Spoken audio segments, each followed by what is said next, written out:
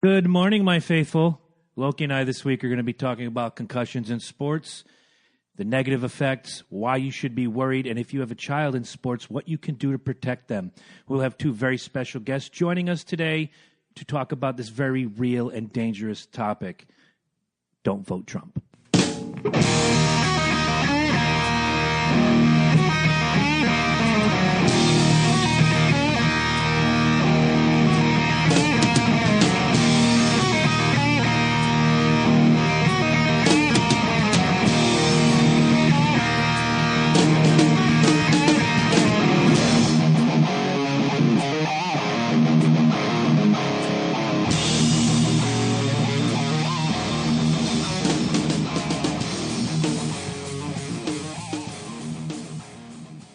I like that little throw in there. I had to do it. If Gene Simmons can yell vote Trump to 18,000 people, I can say don't vote Trump to 2,000. Well, I posted yesterday, Lex Luthor officially is siding with I saw Trump. that. So we're in trouble now. Sad dude. state of affairs, my man. Yeah, we're in trouble now, unless Superman gets up and starts running for president here.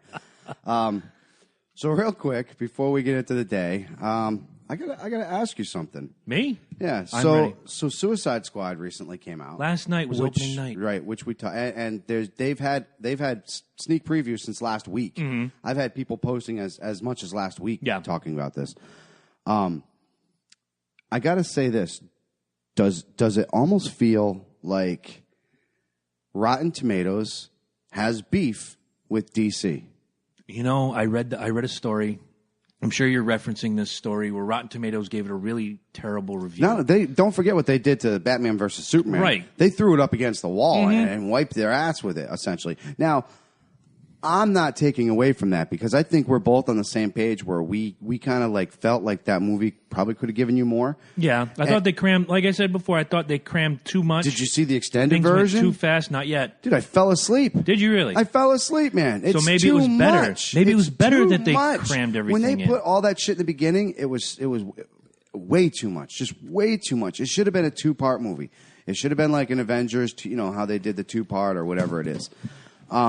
Well, obviously, Suicide Squad, same thing. Got very bad reviews from Rotten Tomatoes. I believe they ended up giving them, like, absolutely nothing. I think it was like a 28, 29, some garbage like that. When you take into effect that this is probably, your Siskel and Ebert, your next to 2 thumbs up, your go-to movie reviews, if you will. When you have something like this bashing a company like DC, I mean, and let's be honest, like Batman versus Superman, I think was kind of going on the title, so you could have thrown fucking Smurfs up against Gargamel during half that movie, and I think it would have been fine. They were living off the title. What you're saying to me is there's an already preconceived bias by Rotten Tomatoes against the DC universe. I think so. Is that what you're saying? I think so. I get it. I think so. Everything I've heard from Jared and Margaret has been spectacular. The Joker-Harley Quinn duo is spot on. Margot Robbie could make a movie of just her farting, and I'd pay $20 You to probably see would it. just to see her ass cheek. It doesn't even. She could just be sitting there smiling. Here, let me sit here. You saw what was the freaking movie I watched recently where they just here's Margot. Oh, The Big Short. If you've never seen it, they're like, here's Margot Robbie to explain how the housing thing's. And there she is sitting in a bathtub. That's all the movie has to be. $20. Take my money. See? Just take my money right now. Now you take into all this other. I mean, Will Smith as Deadshot. I think we all kind of was, like we're kind of... That was for name value. Come on. I know it was. Absolutely. Will Smith movies they make did it to us. Listen, dollars. they did it to us with fucking Samuel L. Jackson and Nick Fury. Yeah. I mean, obviously the Nick Fury that they had before, in case y'all forgot, was David Hasselhoff. So we actually did kind of bump up a little bit on that one. And to be fair, in the comics, Nick Fury is black now, whereas he used to be white. He definitely is a black. And that wasn't because of Samuel L. Jackson that it happened. That was because, that was the comics. Now, you take a person like Deadshot, and he has been predominantly a white Englishman his entire comic career. If you're not involved in the comics, he's absolutely right. Englishman, like he has a heavy, thick English accent, and then you throw fucking Will Smith out there. Yo, fool, I'm gonna shoot you from 1,000 miles away, and you're gonna take that shit, right? I don't know. I bought it. I think I bought it. No, I mean, I like him as the character. When he puts a mask on, I'm all for it because you can't really, you really can't tell anything else. Killer Croc looks spectacular. Like I said, I haven't seen the movie yet. No, but I just think it's funny that Rotten Tomatoes just dogs them. And then something comes out from Marvel. Like which one was it that recently? I didn't think it was that spectacular. Oh, Ant-Man. A lot of people liked Ant-Man. I'm kind of up against the fence on it still. You know what I'm saying? I'm not a big Ant-Man fan. It was funny. It had its good moments. Dude, Rotten Tomatoes was like, Marvel. Let me gargle Marvel's wad. Yeah, exactly. It's so. One thing I learned in regard like to that? movies, when The Godfather came out, they shit on it. When Scarface came out, they shit on it. I have a feeling in my head that if Rotten Tomatoes had existed in 1939, they'd have shit on The Wizard of Oz too. Oh, they probably would have. They would have been like, it's all about being bullshit that midget was hanging in the distance. Right? It's all about being ironic, and it's all about being cutting edge, and everybody is salivating. Comic fans and non-comic fans alike are waiting for last night for the opening of Suicide Squad, and what happens 3 days before the movie hits, Rotten Tomatoes takes a dump all over it. Mm-hmm. It's about being ironic. Now you want to know what's so bad about it. Are they dumping on it? Are they in cahoots with the company? Right, exactly. There's a question for you. Exactly. But like I said, there's two movies. I haven't seen Suicide Squad yet. I don't think Batman vs. Superman deserved the harsh rating it got. It definitely deserved. It wasn't as great as we anticipated. Listen, Not that we expected. It wasn't as great as the title. How about that, dude? You maybe got 10, 15 minutes of Batman versus Superman. If anybody has ever read the Frank Miller saga of the Batman, the Dark Knight, when he returns, when he comes back and he's the or old Nightfall man. Or any of those. This is the specific one where he comes back out of retirement. Yep. And then the female Robin, the Joker's, and some exactly. highfalutin dude. He actually does fight Superman and actually beats Superman in that fucking. Doesn't beat him, but yeah, brings him down to the point where and then he dies of a heart attack. I tap out. It's over. Yeah. But listen, the whole idea here is the fact that you have a great story. Just like I said, you just living off the title alone, Batman versus Superman. You expect more than you got. You couldn't have failed. Obviously, they did, but you couldn't have failed, dude. You could have had them just rubbing butts all day long. You could have failed. And they did. Obviously, I bought the new Superman, Henry What's His Nuts. It took me half the film to start to buy Ben Affleck. Gal Gadot. He was a better. Again, she can sit in the tub with Margot Robbie. It's all good. He was a better Bruce Wayne. Yeah.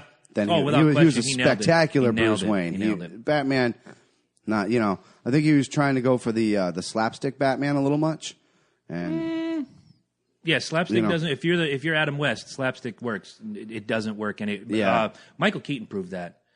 In the second, what was the one with it was Batman Returns with Michelle Pfeiffer looking fantastic. Yeah. And he threw out the little one-line zingers. Yeah. They fell. They were bad. It's a new era, new they whatever. Were bad. No, great point. I'm looking forward to seeing the film. It's been a particularly rough week. I missed God. God was 5 miles from my house on Thursday night, and I missed him. I know. I saw that. Broke my heart. I couldn't go, rub elbows with God again. But I've met him before. Would've been he nice. hugged me. Would have been nice. Yeah. What else? We obviously missed the opening of Suicide Squad. But it's been a fun week. Nothing really to complain about. More meme warriors out there. Just killing me. I love the meme warriors. Here's my point of view, and if you don't agree with me, fuck you. No, dude, fuck you. I don't have to like your candidate, but I'm going to listen to you. You don't tell me I'm an idiot for liking Gary fucking Johnson. People, it's funny. I think it was Clint Eastwood has gone on record as to calling this the pussy generation. He's right. He calls it the pussy generation, and quote, we all need a severe ass kicking. Yep. End quote. You're not going to get an argument on that. Now listen, he is speaking the truth. Mm-hmm. He's a Trump supporter, and he spoke off on that. Perfect. I mean, right now, what options do you have? It's like, do I have diarrhea or shit? They're both shit. That's one This way one's to- a little bit more runny, but this one I can actually, We had talked about the election of, I want to say it was 2000, where it was last 3 episodes. Bush and Gore. Well, the one of 2000, I know, Bush yeah. and Gore. Your choices were between shit and Jesus. Yeah. And then you had Barack Obama versus John Kerry, where your choices were and bleh. Even at Now that your point, choices. now they're making Obama look like fucking gold next to Kerry. Are you serious? Because today your choices are, oh, God, no, and oh, fuck, no. Yeah, and those are the exactly. big two. Again, you do have choices. Joe Stein, Gary Johnson, write in your vote. Vote for me. I don't give a shit. Yeah. I'll take the job. It pays more than I make now. But, I mean, past that, computer geniuses and meme warriors, and if you can't hold a respectful conversation, you're an asshole. It's that simple. My point being, Clint Eastwood, his fan, they said it dropped 20% for the comment he said about this being the And pussy. that goes back to the pussy generation. It really does. He's right. He's exactly right. Look, I've waited 40-some years, and finally, after 3 years of him running his verbal diarrhea, he who shall not be named will not get another dollar out of me. Yeah. None, because I refuse to pay my money and build his house and put his kids through college for him to jump up on stage in the middle of a performance where I'm not there to talk about politics. I wasn't there. Let's throw that out there. I think it was in Duluth, Minnesota. Mm-hmm. And right in the middle of his song just says, vote Trump.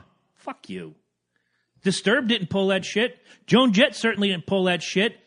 No. But your bloated tongue-wagging ass is going to pull that shit? I don't buy it. Fucking, you know who did, though, is the ones that do the jumper. Third Eye Blind. Yeah. They pulled that shit at their late fucking concert. I Listen, saw that. Real quick, because we do have a really important subject that we want to get to, and we did have our We guest have a just special show up guest here. inside. It's going to be fun. People just this whole thing, this whole pussy generation, everything's. People got to just step back and realize, look, there's probably some truth to this. Just a little bit. When you get butthurt at the fact that, you're bringing your politics out, when you have to bring your politics out during a performance like that, dude, it's like you said, we didn't pay money for that shit. Mm-hmm. We didn't pay money for you to ramp. Right, exactly. We want to hear your greatest hits and maybe a couple new songs that maybe you're working on. That's what we came to listen to. If I pay money, we talked about Professor Donato before. The Immortal's dad, had dinner with him. We always have great political conversation. He does talks all over college campuses. If I pay money to go see Professor Gary Donato, I expect to hear that stuff. If I go see a comedian, politics are going to creep in. I expect that. I do not expect Gene Simmons to be up on his little gimmick 30 feet above the stage screaming, vote Trump. Mm-hmm. And I said his name, and I apologize. Or this band, Third Eye Blind, same thing. Who are they anymore? Just is it decide that, 1999 you know again? what? Because this guy just bashed on your political, whoever you're voting for, you're going to cut the show. Cut it out, man. Be a professional. This is ridiculous. This is exactly what Clint Eastwood is absolutely right about. I'm waiting for Frank when we introduce him to say that he's for Hillary or Trump, and I'm cutting the show short. That's all. I'm going to pull a complete Third Eye Blind right now. But before we do that, before we bring Frank in, we got to pay the bills, and it's always important. Promotional consideration paid for by the following. Sublime Inc. is a great sponsor of the Loki and Jabroni Show. You can find them at 577 Route 12 in Groton, Connecticut. The number is 860-445-4200. I'm not seeing too much ink on you, Frank. Do you need to go down and see? That's a little bit. You can. It's okay to talk. I need to get a lot more. Well, we got the place for you. I want the whole 9 yards. All right, well, we got the place for you. Sublime Inc. You tell them that we sent you. You can see Falcon Dave Kovalik. You can see the Batgirl herself, Dana Batts. You can see the beautiful and talented Justin Furr. Or if you're feeling especially just out of the norm adventurous, you can go see Evil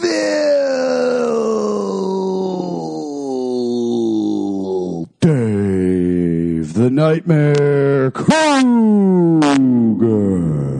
Tell him that the Loki and Jabroni Show sent you. Falcon Dave will rub your butt. He's already said so. And in the spirit of paying the bills, guys, there is a way for you to contribute to the betterment of the show. It's www.patreon.com/ Patreon. He's worked on that for 3 weeks. Yeah. That's a good thing. I was spelling it wrong for 3 weeks, too. / Loki and Jabroni, all one word, all letters. There is no and symbol, ampersand, for those of you who are grammatically correct. You can make a one-time donation or you can make a monthly gift. All the money, it goes into the show. We are not pocketing a dime. We want new microphones. We want a camera. We want a new computer. Hell, we want a beer budget. That's up to you. You can only make the show better by helping us out. Now, Frank, I'm sorry you were a little bit late. I got one of these upstairs for you, too. I want to throw a shout-out to a local brewery out of Brantford, Connecticut. They are the Stony Creek Brewing Company. We are currently enjoying a Blackwater Pils. This is a black lager, extra hopped. I'm going to run up and grab you one.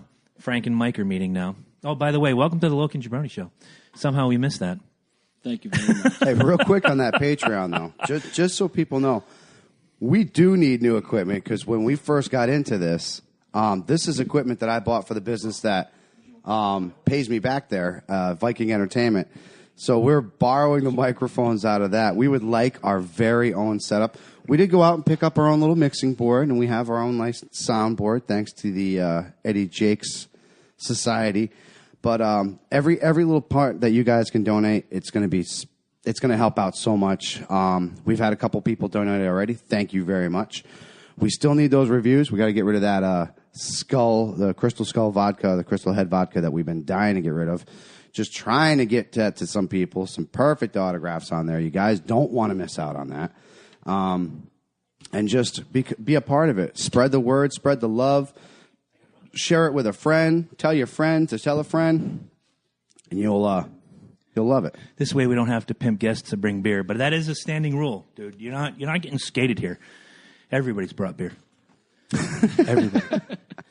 This is not exclusive to Frank Sadowski. By the way, please welcome my lifelong friend and pretty much the brainchild of this week's episode is Norwich, Connecticut's very own Frank Sadowski. How are we doing? We're doing good, guys. Thanks for having me. Always Thank a pleasure. you.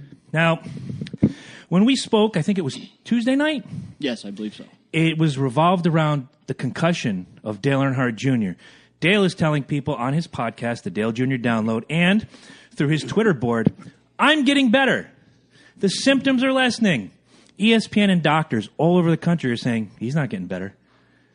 Yeah, it's one of those things where he's saying one thing, the doctors are saying another. I just watched an episode on ESPN last night, I believe it was, that he was at Watkins Glen, and he just wants to come back racing. He's dying to get back in the race car, but yet he's saying to himself, what should I do? I'm listening to the doctors. Do I listen to the doctors, or do I just say, you know what, screw it, I'm going in the car, I don't care what they have to say. Right. But now here he is, he's going to be married pretty soon, I guess. He's engaged. Mm-hmm. Do you want to have children? Down the road, here I am, I'm 43 years old. And if I was in his situation, I want to enjoy my kids growing up. If he can't do that. Big Poppy, same thing. 41 years old. He wants to be with his family. What now. About yesterday? Can he Mark still do Teixeira it? just announced his retirement at the end of the season. And can Mark still do it? He's Absolutely. 36 years old, yeah. Not to cut you off, but let me ask you this. DNA is a very strong trait, and as a matter of fact, it's just been proven that no matter what, you take more traits from your father than your mother. Mm-hmm. In some cases, it's unfortunate. Right, exactly. but in some cases, it's... This being said, illnesses are a part of DNA. Weaknesses, your immune system, concussions. His old man went out essentially the same way with a brain injury, right? Do you think this is looming on his mind? I have to believe it is. I mean, he granted, the safety today is so much better than it was when Senior drove. And because he died, they made some modifications. Exactly. So here I am. When I text Bernsey the other day, I'm like, it's got to be weighing on him heavily.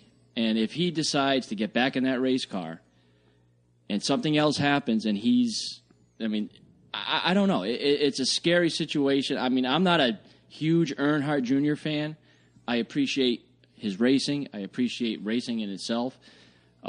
It's just one of those things that I think he should really sit back, take a look, and say, hey, is this really worth it for me to get back behind that wheel? One of the things Junior I looked Seau. up, I was going to bring him up a little later on. One of the things I looked up this week was the average healing time for a concussion is anywhere from 3 to 4 weeks.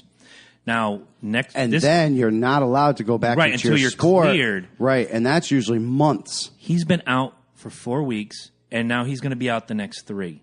That's 7 weeks total. Something is bigger that he's not telling people. Oh, absolutely. And on top of that, and Frank and I talked about it earlier in the week, is that, he's got to be thinking about, well, my dad drove with a broken leg. My dad drove with a broken wrist. My dad was a man's man. Again, different day and age. We now have testing that can... Exactly. It's only 15 years since Senior hit that wall. And like you said, the safety has come up. He took 2 hard hits, 2 straight weeks. One was Daytona, one was Michigan. He said the Michigan hit was the one that really did it. Solid concrete wall. It's the one stretch of the track that doesn't have one of those steel reinforcement with the foam, safer barrier. He hit hard, driver's side.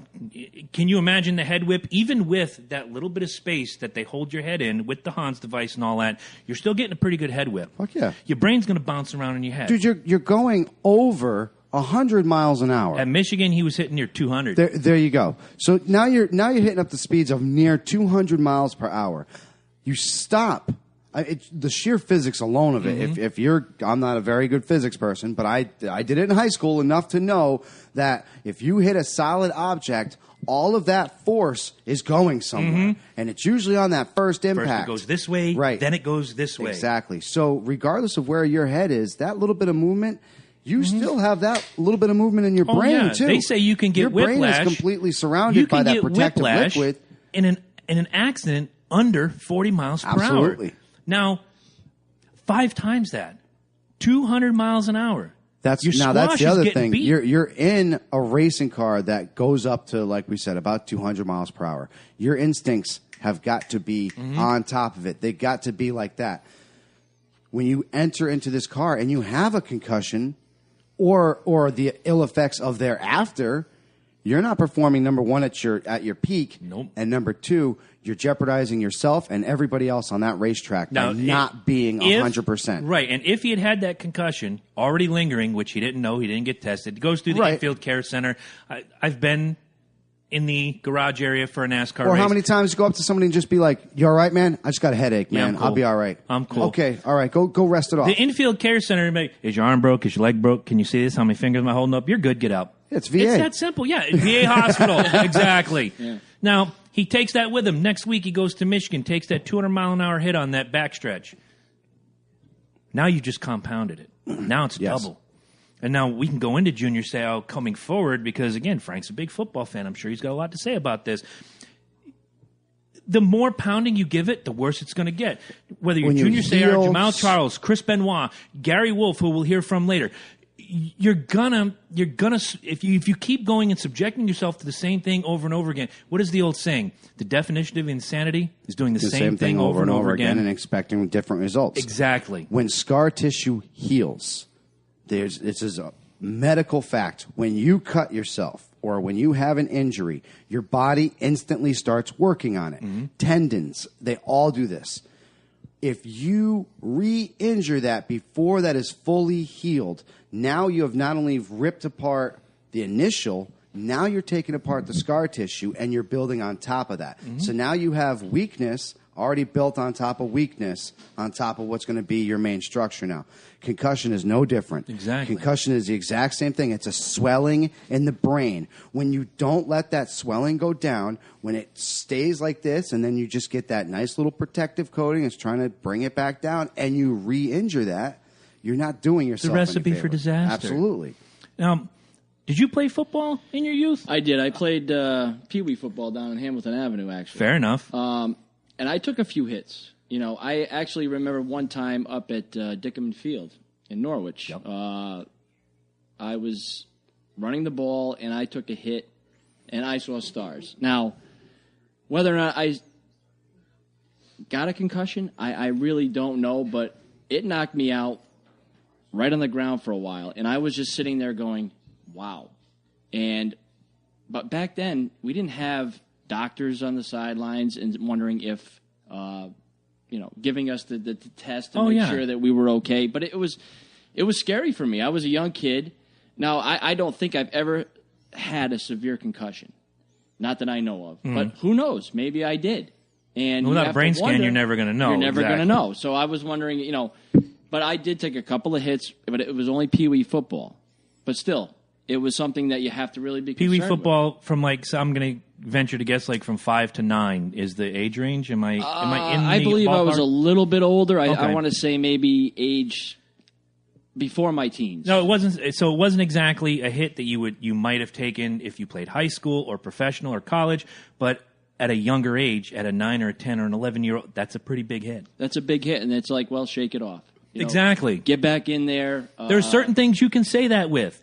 You hurt your elbow. Can you move it? Yes. Shake it off. Right. I mean, it's yeah. If you're seeing stars and you're hearing whistles and the little birdies are making a circle around your head, I mean, there's no question. I need saw to stars. sit. And it was just like, well, we don't have enough players. Get back in there and go at it. It's one of those things where I'm torn, and if you're hurt, sit. It's that simple. And I know people. My favorite thing to say, different day and age. We were tougher back then, but we were. Hold on one second. What happened? Hold on 1 second. Uh-oh. Now, I had to walk out. Yeah, I know. Youth football, Hamilton Ave. Now, you're 43? 43. We had to play together at some point. I know I played on on the Giants, the I Patriots, played on the Redskins, and the Green Bay and the Packers. Those were my teams. I was Giants, Redskins, and Colts. Our coach was Staggs. He was our. He was one of the other ones. Yep. And we had a kid there. I loved him to death. His name was Steve Urban. This kid, you could not stop him, and unfortunately, he was in a tragic accident down in Florida. He moved down to Florida with his parents, and it was a diving accident. And I remember that. Ended up paralyzed from the waist. I believe it was the neck down. Yeah, I remember that. That was because that was like one of the first times you ever heard about something like that happening to one of our people. I was shocked. Immediately I from the area. I couldn't believe it. I mean, this kid was such an athlete, and here he is. He moves down to Florida, and he just had a diving accident. And it was. I think I ran into him at the Norwich 10-pin actually, and he was in a wheelchair. I was devastated. Yeah, I couldn't believe it. I said that this kid was one. Yeah, of the you were like our Superman, and here you are in a fucking wheelchair now. It was shocking. It's one of those things like with the concussions. You never know. You got to take it day by day. Right, exactly. And all of a sudden, and going back to that, because you went through it exactly the same way I did. There was no concussion checks. No, none. There was not a single one. And let me tell you what, you get up into like the senior leagues, you're getting lit. You are getting lit. The higher you go, the bigger the hits. The bigger the hits, the bigger the bell ring. Exactly. I remember getting because I just picked off the ball, and I remember coming down with it, and I just got licked so fucking bad. I remember looking over at the other team's coach, and he was just like, "Yeah, oh, they loved it. Yeah, that's how you fucking hit him. Yep. That's how you hit him." And I was like, "Holy, like, I definitely like I didn't get a concussion, well, my old man was but the I same definitely, way. He was on the sideline. But that's why we were saying, drill a guy and drop him, knock him out of the game. Make him pay. Yeah, exactly. He was just like that. So, but that's exactly bringing up the old day and age. Mm-hmm. These tough guys, you're old school fucking, like, I even have Jim Marshall for fucking A1A, tough guy. How many concussions did he have that they just fucking... The same goes for Jack Lambert, Junior Seau, Jamal Charles, all these guys. And we're going to talk about Seau and Charles because, Seau came back, and that was very dangerous. Right, it was. And that was very dangerous. All the players said he wasn't the same. They would find him in his locker mumbling and talking to himself. They knew. Wes Welker. Yes. Wes Welker, Look same. at Wes Welker. Mm-hmm.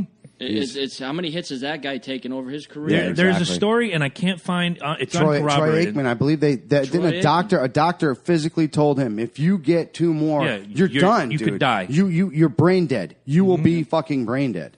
There are reports that Junior Seau actually had to call somebody, and I can't corroborate this. I did find it in a story that he had to call somebody to get directions to how to get back to his own house. Yes.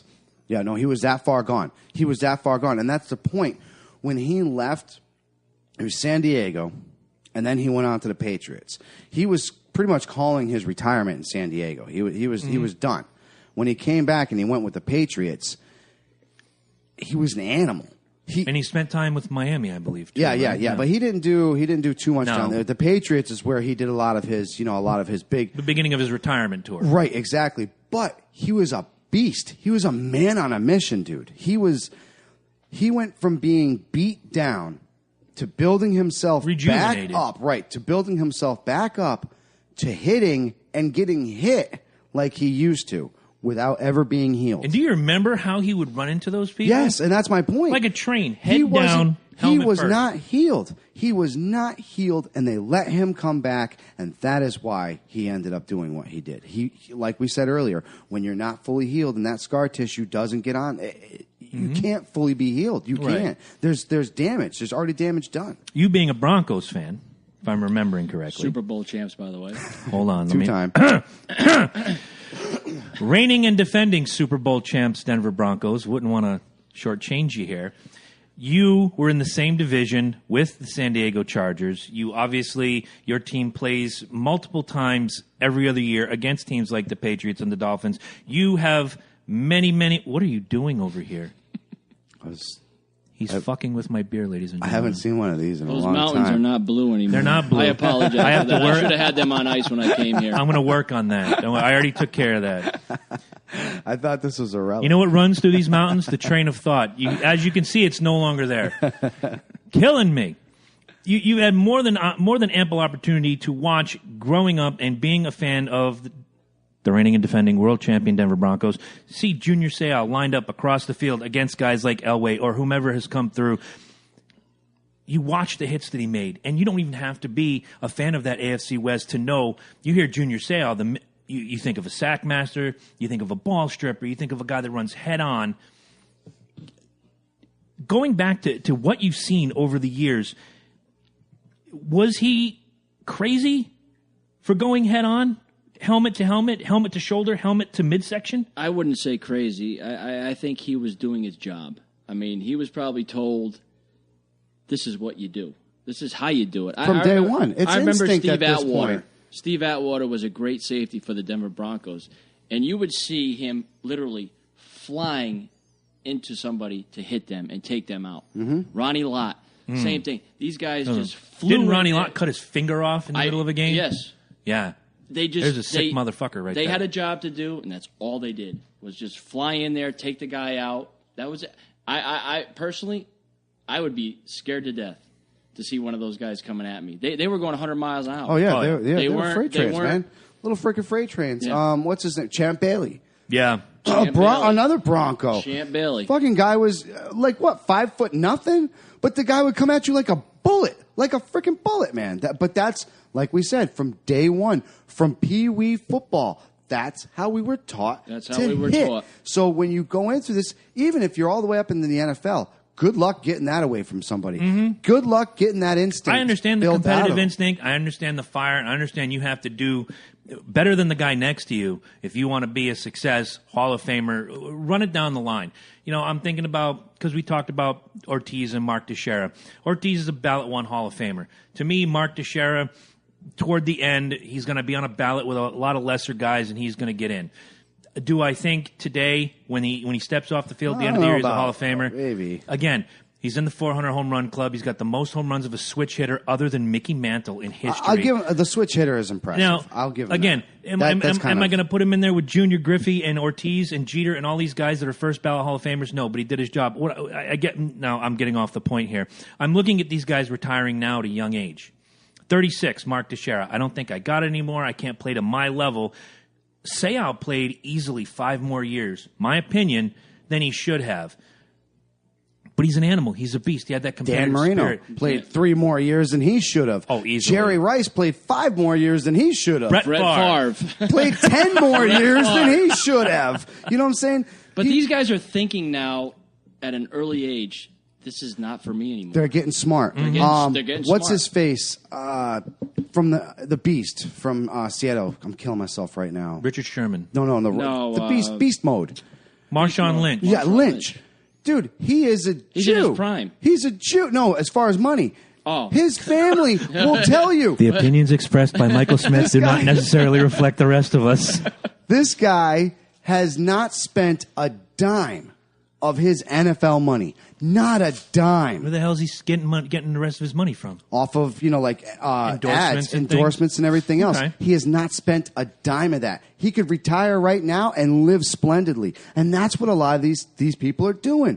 They're like, look, if I put 5 serious years into the NFL and I get myself a lucrative, monstrous contract, I can retire And if I'm smart about it, live off of this the rest of my damn life, and I don't have to put my That's body the thing. through. They got to be smart about it. If you Exactly. don't have a brain to be smart about it, Well, if you got a concussion, guess what? Exactly. You don't have a brain. And, Shit's the done. first thing It's I done. thought about just now was, again, another one of those head-down, downhill runners, helmet-to-helmet, Michael Turner. Michael Turner retired at 31 years old. Retired. Is outright. End of my contract in Atlanta. I'm done. I'm smart. absolutely done. Exactly. He was smart. But Michael Turner also had 3 concussions on record. Bad ones. Sat out. He missed a significant chunk of playing time. I think he played 2 extra years just because, he had a great 6 to 7 year run. He put in 2 extra years with Atlanta and did half of nothing. But he wanted to be out there. He wanted to see if he could still do it. And at 31, 32 years old said, that's it. I'm done. And here's the thing. What do Robert you think? Smith, same thing from the Same Vikings. with Robert Smith. He was 26 years old when he retired. He was the Barry top Sanders. runner. He was a top runner. Barry Sanders. Yeah, but I'm just saying. He was the top Retired before his runner time. of minutes. Yeah, but he got the shit beat out of him. Yeah. Robert He took a Smith lot of didn't hits. get the shit beat out of him. No, he he was had the a one good beaten. fucking line. He had a good line. But he saw, like you said, Michael Turner. He saw all these guys getting this fucking shit knocked out of him. And he's like, dude, I'm still going to college. I want to. He's actually a business executive now. He said, "Screw this. I'm getting out of this. Yes, I'm really good at it, When you but go, it's not worth when it." you go That's what back he to knew. our day, our childhood, we're all relatively the same age. You look at guys like Jack Lambert in football. You look at That was guys like tough. Carl Yastrzemski, who was like the king of the That beanball. was tough. When you lean over that plate and you get beamed in the head as many times, chances are you got your bell rung and a concussion or Yeah. two. Yeah. Ricky Rudd would tape his eyes open after getting such a hard hit and his eyes are swelled shut. He taped his eyes open. We talked about Senior running with a broken wrist. Rusty Wallace with a broken collarbone. Go to basketball. How many times did Bird play hurt? Oh, How many times did Magic play how many hurt? times did- Magic played with AIDS, for fuck's sake. dude? Jordan played with a goddamn, what was it, like 104 fever and the flu and all this mess. And And not was to the mention his- MVP, Yep, dude. and He not to scored mention the his most dad died points. 2 weeks earlier. I mean, these are all things that we put up like as legendary, as tough. You know what I'm saying? But unfortunately, more you learn. right? The more you realize tough isn't so much tough as stubborn. And there's a difference between being stubborn and being tough. And when your body is taking the toll, yes, I mean, this is the stuff that legends are made of, but you are getting fucked up in the long run. You're not doing your body. We don't know what any could have favor. happened, but I'll point back to Thurman Munson. In the book that was written about Thurman Munson by Marty Appel is a quote from Ron Guidry. You would walk down into that clubhouse and see Munson taped neck to ankles, knees, elbows, shoulders. He'd have a bag of ice on his head, but he went out there and he played hard every day. I know Thurman Munson had multiple concussions. I know Thurman Munson ripped up his knees. I know this. He was my favorite ball player of all time. The plane crash takes him away a little too early, and we had that conversation last year. Yeah. He's never going to be a Hall of Famer. We don't know. It was an 9-year career.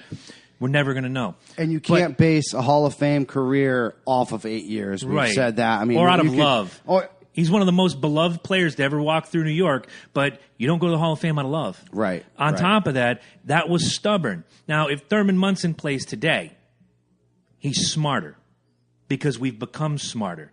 We know if you get your bell rung, you do the eye test with the light and the ringing in your ear and all that. You do the concussion test, which is now standard in the NFL. Yes. You get your bell rung. We watched a game last year. I don't remember. It was the Vikings and the Bears, I believe. One of your guys, safety, got his bell rung. He's out for 2 quarters while he's in the back taking the concussion test. Yeah, that was Smith. It was. Thank you. He comes back out. Not Robert Smith. It was, The other it was Smith. Harrison Yeah. Smith. Yeah, my boy. Harry the Hitman. The new one. He comes back out. He's another one of those fucking Yeah. missiles. He comes back out. He plays a couple plays. He goes back and sits down. Another couple drives later, he comes back, does a couple plays, sits down. They're playing him smart. That's further of the Right. litmus test. Where back in the day, Jack Lambert gets his bell rung. For 2 plays, he's on the sideline. Check him out. He's all right. Give him some fucking goodies. Throw him back out there, baby. Give him a bottle of Gatorade and a salt tablet, and he'll be fine. Well, and here's the thing, too. Getting to hockey, which Oh, Bernsey, I know you love. My wife, God love her. I do love your wife She's in a nice way. always said why. You know, she sees baseball players go out with a minor injury, and yet you see a hockey player who almost died in the clubhouse wanting to get back out there and play on the field, on the ice. It was, you know, it's one of those things where do you get mad at, like, let's say, a Major League Baseball player for having a slight pull on his hamstring, okay? But yet you have a hockey player who broke his leg, and he's still skating on the ice. It's Campbell. Dude, they're first of all, they're designed differently. I tell everybody this. Listen, I hear this a lot. Listen, Yes. baseball players are designed differently. They're That's babies. why you They're have divas. right, They're divas. and you have. That's why you can have your Prince come out there with his belly hanging out, wearing his sweatpants. Because the motherfucker uses that weight and he swings those balls over the fence. You know what I'm saying? You don't put Not him in the this year, though. You don't put exactly. You don't put him in the outfield because you know that motherfucker ain't running. No. You know what I'm saying? You put the little skinny ones in the outfield because Kirby you know they're Puckett, fucking Kirby running all Puckett over was the the only fat guy, and Tony Gwynn ever in the outfield. When you are a hockey player, you are moving the entire fucking game unless you're sitting down. Same thing Or with you're the fucking goalie. soccer. With soccer or football, as they FIFA. FIFA. But you got to give it to them. That's all, dude. They're energized. They're bunnies. Motherfuckers die on the field because they just don't stop. They just keep fucking going. Football, you're all about conditioning. You're all about muscle. You're all about that initial boost, that fucking push. You know But what I'm saying? So what's the deal with baseball? I'm sorry, Burns. Go ahead. What's the deal with baseball? Is it because they invest so much money in these guys? I think it's the They're length so of the scared. season. I honestly Exactly. think They it's the don't length want of the to- season. It's not You only know, that, the it's length of still, the don't season. forget, it still holds the truest title. It is America's pastime. We still hold, as much as we love football, football's up here. Baseball, unfortunately, is still up here. It is played 7 months, 8 months going into the playoffs. But If even you want to hockey- count spring training, March, April, May, June, July, August, September, and a little bit of October if you're lucky enough. And even into November. 8 months, yeah. 8 months. I mean, I think hockey has a long season. No, it does, But but they- but hockey they have just more days doesn't have off. right. But they They do just have don't more have days the. off. I want to say that the star power and the history that baseball has. You know what I'm saying? Baseball has been in our blood for years. We have countries that learn baseball because they love the sport that much. You know what I'm It's the saying? World Like, Baseball Classic, which I really don't care for, but you know, but people love it, but they love it. You know what I'm saying? But and that's just the thing is, baseball players, golf, which is considered a sport. Golf you know is what I'm considered saying? a sport. And if you take the card out of the equation, it's a fucking damn tiring sport. Okay. Yeah, it is. it is very tiring. I don't care what Again, if you anybody appear fucking until you be says. fucking dead. I mean, Right? I don't know. care what nobody says. And those motherfuckers walk that shit. They walk that shit. So every sportsman, every athlete is not built the same. No. They're not built the same. Baseball, as long as you keep up with what you're supposed to do, as long as you say follow your jack of trades, sort of say, if you're Ortiz, keep eating your mango salsa and eating Right. your chicken, man. As Have your long as you- big Dominican lunch. Yeah. But As- speaking of Ortiz, I mean, just today they said on ESPN that this guy is going to play first base for a couple of games, and then they might have to sit him yeah, because he's going to be tired. he will. He will. I just as an athlete, I don't understand that. That's what You're going to be exhausted. we've said it before. We're playing Everybody, three baseball, 3-hour games in a week. Right. Yeah. Baseball is a very prima donna sport. It is. They're It is. divas. It is. It But is. I give the length of season a little bit of a nod. People And have, don't forget those outfilders and the shortstop position. There are middle positions, infield and the outfield are the there are hardest working. positions that they got their shirt off and they're ripped. Like, But unless they're true athletes. you're a DH. I mean, maybe there's something more to it. But all you do is get up to hit every one or two. David Ortiz. Yeah. So- You hit 3 times a game. You don't have to do much running, How can especially you if you're be a power exhausted? guy like Ortiz. You jog. Oh yeah. I can jog. You jog so slow too that you can hit it out there, and it can be a little cutter to the left field. And not only will they get it to the third baseman, they'll get to the second baseman, and they'll sit there and look at the ball for about 2 seconds still get you out Sit at there first. and okay, if I hit this, just there we go, perfect, and they'll be out. You're like, come on, I look Ortiz, back- a little cut, dude, a little cut. But again, the length of season, they play in a 14-day run. They play 12 games. I like Frank said, hockey's a little bit of a relaxed schedule. 82 games. It's the same amount as the season. And it needs that because it's so intense. Exactly. So the Bruins can play on Monday night and not play again until Thursday. Do they play back-to-backs? Of course. But after a back-to-back, you watch that schedule, 3 to 4 days off, and then they're on the next game. But like you said, and rightly so, yeah, you have 4 different lines. You have different shifts. You're out there, XX. But when you get on that ice, you're not standing still. Mm-mm. You're constantly in a state of motion. Yes. Whereas, say, someone like, and I'm just throwing his name out there because I'm thinking of him right now, Didi Gregorius from the Yankees is out there and he's standing. And then the ball gets hit, he moves a little bit. If it's hit to him, he moves a lot. If it's a double play ball, he moves a lot. But if that ball's rifled out into left and Gardner's underneath it camped, Didi Gregorius isn't moving. Dustin Pedroia is not moving if that ball gets whacked to Jackie Bradley Jr. No. He turns around, he looks. Well, it looks like he's got it. I'm going to turn back around here. Yeah, I'm going to take the ball in. I'm going to throw it around the horn, and we're going to be done with it. Football players, it's burst. Those plays last anywhere from 20 seconds to 60 seconds to, like we talked about before, depending if you break that 55-yard run or the touchdown 80-yard run. 20 to 30 seconds, you're done. You got a minute rest. You go back at it. There's that rest period in between. Baseball is all rest period. For the most part, 90% rest period. For the most part. What in the world is that as I get a Chris picture Burns, Big Sloppy says you're an idiot. I got to get a picture. You have no idea what you're talking about. You have never played baseball at professional level in your whole life. No, I haven't. You are dumb. Does Xbox count? Sometimes I play Xbox. I figured you would. But you are dumb. You have no idea what you're talking about. Baseball is like very, very, very tiring. When was the last time you played 9 innings, David? Played on a position. Because I have the stats. Dave? Dave? Speechless. No. Dave? Yep. Dave? Yeah. When was the last time you played a 9-inning game? Never. All right. Fair enough. You may sit down. I'm going to go get my mango salsa. Why don't you go upstairs and bring me a beer with that mango salsa, you Shrek-looking asshole? That's a good. He knows I love David Ortiz, but when Manny Ramirez was there, it was Shrek and Donkey. They looked exactly alike. Hockey players, going back to your point, get their bell rung. They get slammed into the boards every minute. How many concussions do you think are happening on that ice, and they continue play almost every game? And it happens a lot. I remember watching the game, was the playoff game with the Bruins and the Lightning, where the guy got his spine hurt. I think it was a broken lower lumbar. I can't remember if that's L3, L4.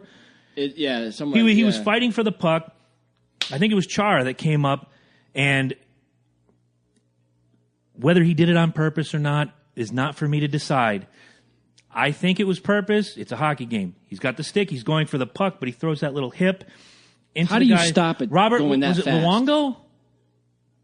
I don't know. I know his first name was Robert. And he goes head first. Sorry for not being at the microphone. Head first, spine compresses, L7. I think it was not L7. That's a band. L3 has a crack in it now. He's out for the rest of the playoffs. He came back, 5 months later, and opened the season for Tampa Bay. But he rested. He got the bones squared away. Everything heals. He's back. But you watch some of those board hits, especially with a guy like Chara, who will target you. They're incredible. I don't know how these guys are supposed to stop going that fast. I mean, I know they're supposed to. If you see numbers, you kind of hold up. Yep. But when you're going that fast and you're in that intense moment, how do you stop hitting these guys? Mm-hmm. I mean, you're doing your job. You don't. You can't. And these guys don't. are getting hefty fines for doing it. Oh, yeah. Which, I know they make money, but it's just one of those things where you're just doing your job. What are you supposed to do? Just like what stop. was it 2 seasons ago? Tom Brady does that little skirt out, starts to slide. The guy is already in tackling motion. Mm-hmm. He hits Tom Brady. Obviously, he's in the air. There's no way you're going to stop this. You know what I'm saying? I think it was one of the Jets. I think it was a Jet player because the Patriots Nation went ape shit about it. They always do. Ape shit.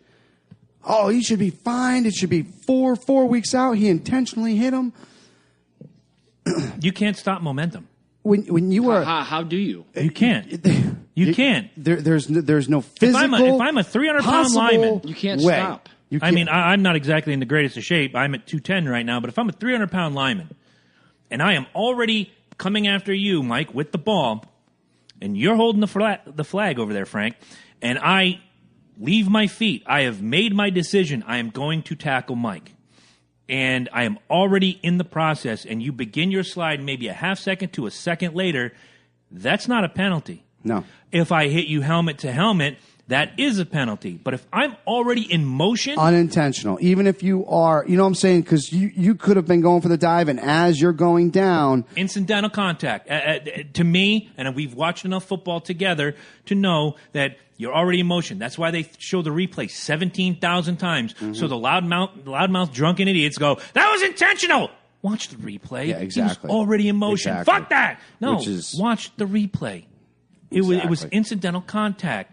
If he's aiming for the helmet and you see clearly that his body, and some of those, like that Brady hit, he wasn't aiming for the helmet. No. He was going for the breadbasket, the midsection, your center of gravity. I'm going to take him out. Brady starts the slide. Now they meet side helmet to side helmet. Well, when he was running, you could see Brady look, and he was like, oh, shit.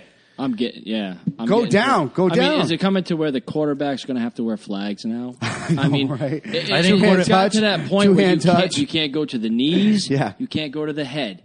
I mean, when you're coming to like Chris said, 300 pounds. Moving at a rate of like 30 miles an hour. Supposed to everybody listening to this right now, hit pause and go do a little science project. Mm-hmm.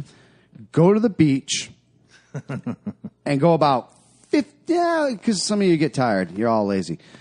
Go about 25 yards out, 20 yards, and go full bore towards the water. And as soon as you get towards the water, try and stop. You can't do it. See how many steps it takes you. Otherwise, you're going to plunge in the water, which is why I'm saying doing this in water, because if you try to do this outside, I'm going to have people falling all over the fucking place. Like the Pokemon Go. And a lot of the... falling off cliffs. I have a special message for Pokemon at the end of the show. We've often talked about it. Someone can look at the three of us and go, you couldn't kick my ass. You couldn't kick my ass. You could not kick my ass. You don't know that, but your pride won't allow you to believe it. Your pride won't allow you to believe that Frank can get up and kick your ass right now. Do I know if he could? No. Do I know if you could? No, I don't know. Could I kick your asses? Nobody knows. Nobody cares. I don't fucking care. But that's that pride. And you have that pride in you as a professional athlete where, so I got my bell rung? Fuck it. So I got hockey players, race car drivers, football players. Basketball players are just as big a divas as the Major League Baseball. Make no mistake about it. The thing I will say about them is they're a lot like hockey, and they are moving. They have to constantly move. And when you got people, there are people out there that play 45 minutes out of that whole game. You know, LeBron James, as much as you want to bash him, he's a warrior. He puts the not a Golden State warrior, but like an inside warrior. Who wants to get Michael Jordan's goals? He wants to achieve what Michael Jordan. And he's working his ass off to do it. And the reason that's the funny thing is that this is how much of a pussy society we are. When people compare him to Michael Jordan, they're not saying he's better than Michael Jordan. They're not saying that he's worse than Michael Jordan. They're saying his work ethic and everything that he does reminds them of how Michael Jordan was. Can you remember anybody, the last major concussion in basketball? Because I didn't look that up. I mean, I know they take hits to the floor, but most of the time it's, I came over, Frank got the ball, I touched his elbow, he threw a Days of Our Lives acting job, and I got the foul. If I had to guess, I would say John Stockton. If I had to guess. Physical player. How many times in the 80s during the Celtics runs, and I don't know who you followed in basketball, probably the Celtics like we did. Burnsy, I'm not a big basketball fan, but Celtics. Fair. I mean, Celtics, if anything. How many times did you see Kevin McHale or Larry Bird or Magic Johnson, when they're playing each other, the elbows and the push, and they fall on the ground, they get back up and they run? Again, did they get a concussion? We don't know. Did they get their bell rung? Sometimes, yes, but they kept playing. Now, like we had just illustrated, I've got the ball. Frank comes up and starts that post and puts his hand on my chest. I flop like I just got a job on The Young and the Restless. He's catching the foul. Mm-hmm. What did he do, really? He set that post. But he touched me. Well, that's why these fouls are so much now, because of the rules for the concussions. Mm-hmm. You know, they're really looking out for people. They don't need the endless hits. They don't need the hard hits and stuff like that. In basketball, yes, there's not a whole lot of it. Yes, bodies can mash and you can hit your head and stuff like that. And I'm sure it happened. It's a whole other beast when we take, like we said, the generation from before where these concussions are just all the time and they're not looking out for them, to now we got a damn movie with, once again, Will Smith about concussions. Haven't seen it yet, but I'm looking forward to it. Exactly, but it is such an epidemic and it's becoming such a problem that it's becoming on people's minds. It's becoming on things' minds. My own son, for crying out loud, playing Pee Wee football, got his bell rung bad. He wasn't even in the play. He was over here, and this kid just decided to block him. And he blocked him so hard, Alex wasn't looking. Alex was just kind of like, and this fucking kid just leveled him. Mm-hmm. Gave him a concussion. My kid, I was scared. I had to sit there and sit by him all night and watch him, make sure, he didn't vomit on himself. He was puking all the fucking time. It was scary. As a parent, it was scary as fucking hell. For weeks, he was like this. Weeks. He didn't want to go anywhere next to a football field. Probably not. He was terrified of that fucking football field. Now he's finally getting into it where he's interested in maybe going back into it. We're talking 4 years. That's how bad the incident scared him, and it scared me. Like, this isn't a joke. Like, this is your brain. Yeah. This is what makes you function. This is what gets you out of bed. This is what lets you breathe without you even thinking. Mm-hmm. This is your CPU, if you fucking will. This is everything that makes you you. Your heart, that's what gets your blood going. Right. That's the battery. Right, exactly. Your brain this is your central processing is you. unit. That's you. That is everything that makes you you. You start messing with that and parts of you start falling apart. Oh, yeah. And that's exactly where it is with this. I know it's not a sport, and it's going to lead us up in 10 minutes to our phone guest. You ever read Mick Foley's book? Dude, first of all, I know where you're going with this. People are idiots when they say it's not a sport. It is. You have to be an athlete. We understand that these things are written out. Yeah. And fuck you if you really don't think that some of these other sports are written out, people. My fucking God. I've said it for years. Vince McMahon runs the NFL. They are There's no way you can describe 55-year-old No. Peyton Manning winning the fucking championship listen. last year. This is my dig on you right now. Listen. 55. I'm being generous by 6 years. I love his new commercial, by the way. At when the he's grocery store? Yeah. That's fantastic. Lionel Richie adds to that. But these guys Supreme athletes. throw their bodies around. Mm-hmm. First of all, not only do you have to trust the person that now is your body. I'm basically putting my body in your hands. Exactly. My entire career, my entire body is in My your life. hands every time you grab me and throw me to the fucking Darren ground. Drozdov, anybody? Yeah, exactly. Former Bronco, paralyzed in the ring. Steve Austin getting Yep. dropped on his Broken fucking on his neck by fucking Owen Hart, which Owen was Hart, he was like.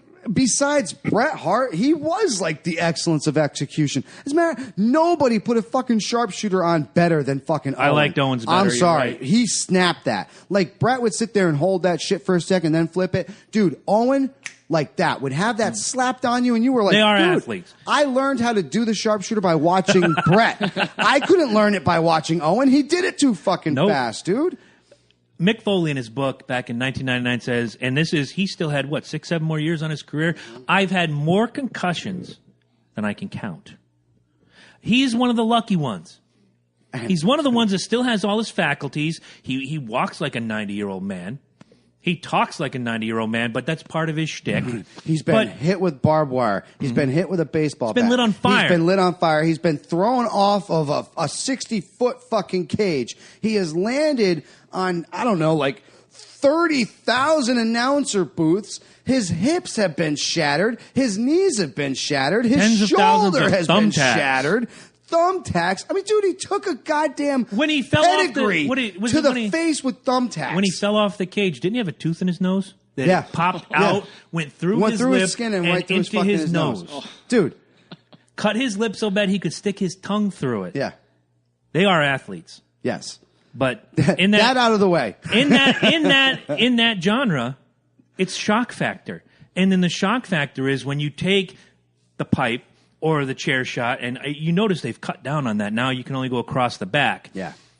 Mick Foley was taking him full on forehead. Benoit was taking him full on forehead. Dude, I'm sure Gary, when we get him on the phone. Oh, two chairs across the skull. Across the skull? What the fuck? I know your son is totally enamored with the professional wrestling. I know this for a fact. My son has 200 wrestling figures that he go. plays religiously every day, and he mimics exactly what those guys do in the ring all the time. I have a confession to make. I'm not a huge wrestling fan, fine. but I believe, like you said, Chris, those guys are athletes. Oh, of course. Yeah, I mean, when you're throwing your body around the ring like that and you're taking those beatings like those guys do, if you don't think that they're athletes, you're an asshole. Mm-hmm. You're an asshole. Yeah. I mean, absolutely. it's absolutely plain and simple. Good call. You can take, and we'll go back because obviously the biggest concussion thing in the history of wrestling, other than Mick Foley's Chris Benoit. Here's where we separate fantasy from reality. The report, when they did his brain scan, said his brain mimicked or looked like, in the scan, remember this because I'm going to get to this in a minute, the brain of an 85-year-old with Alzheimer's disease. Mm-hmm. Now, this is where those sympathizers come in. How could he have done this? You can't hold him accountable. He had Lex Luger, I'm sorry. Lex Luger, yeah. He had the brain of an 85-year-old Alzheimer's. Let's think about this. The morning that this all started with Chris Benoit back in 2007. Okay, hold on. Let's really bring the people there. Ready? Yep. This is a moment with somebody with Alzheimer's. I have Alzheimer's. Hi, Mike. How are you? Hey, what's up, Squash? Do you like peanut butter? I love squirrels. What's your birthday? There was this one time when I was getting my ass kicked by this white guy because I'm a black man, and I called racism, and then he shot me. But I'm dead now. Oh, okay, excellent. Now, the morning, if you want to get real technical, the morning of the beginning of the tragedy, which happened over a 3-day period, not only did Chris Benoit wake up, he called the offices and changed his travel arrangements. He drove downtown to see a friend and had breakfast. He then went to his doctor, a.k.a. his drug supplier, who is now doing 15 to 20 because of it. Drove back home, barbecued with his family. Now, my grandfather passed away at 79 years old, was in the beginning stages of the Alzheimer's. Unfortunately, an aneurysm killed him. It wasn't the Alzheimer's. I'm sitting having a conversation with this man. He was 79 years old.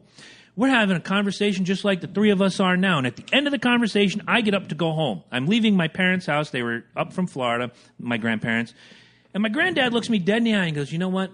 You and my grandson would get along great. You remind me a lot of him. That's an old person with Alzheimer's. Mm-hmm. Chris Benoit could not have changed planes on his own.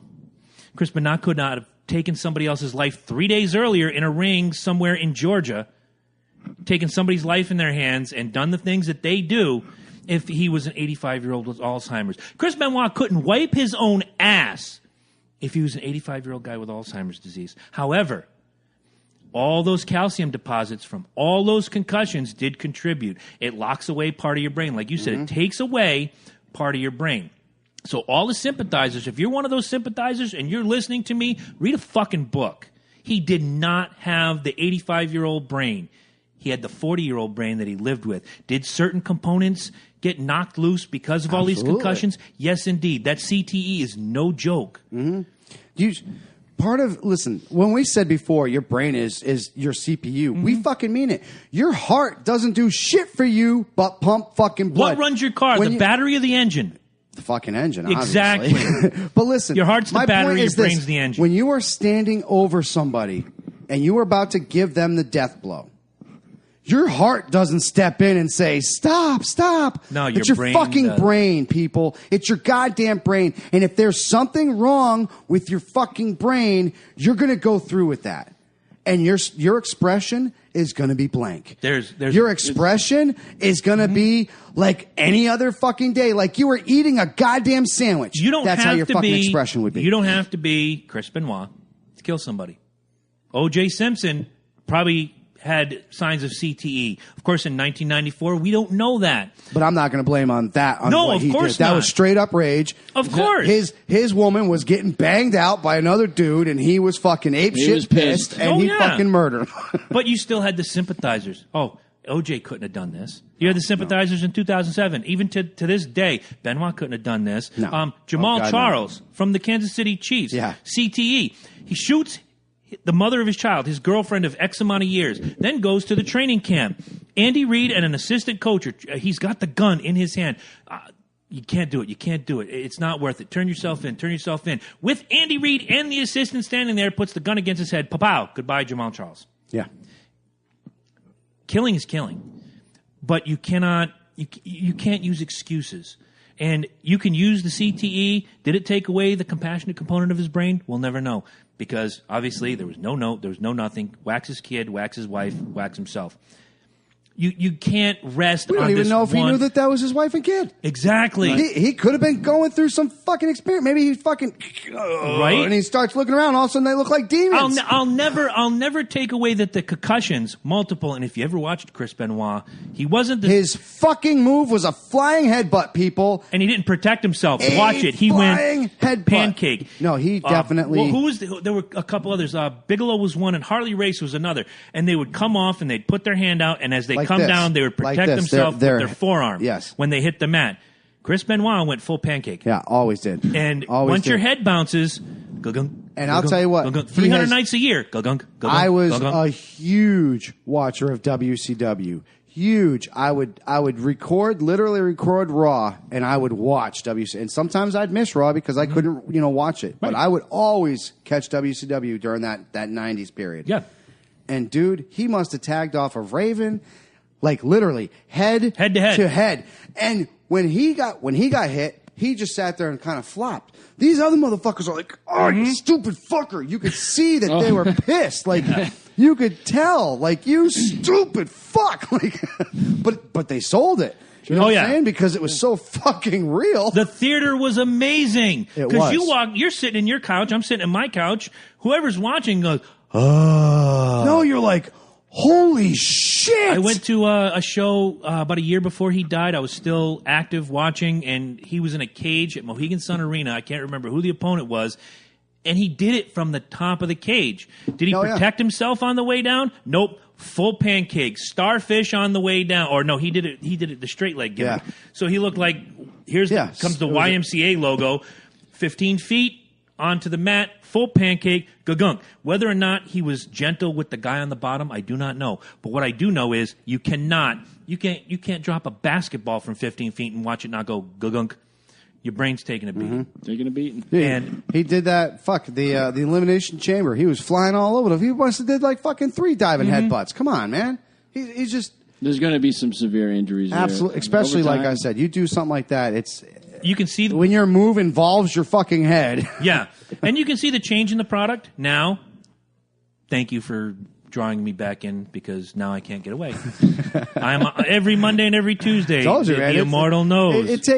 For a little bit there. They were kind of, they needed a little. I'm push. glad I missed that. Needed a little push, but Here's a real quick thing. Getting back to racing, real quick. Do you think that these G-forces that these drivers are experiencing are affecting their brain? Oh, without question. yeah. Is it?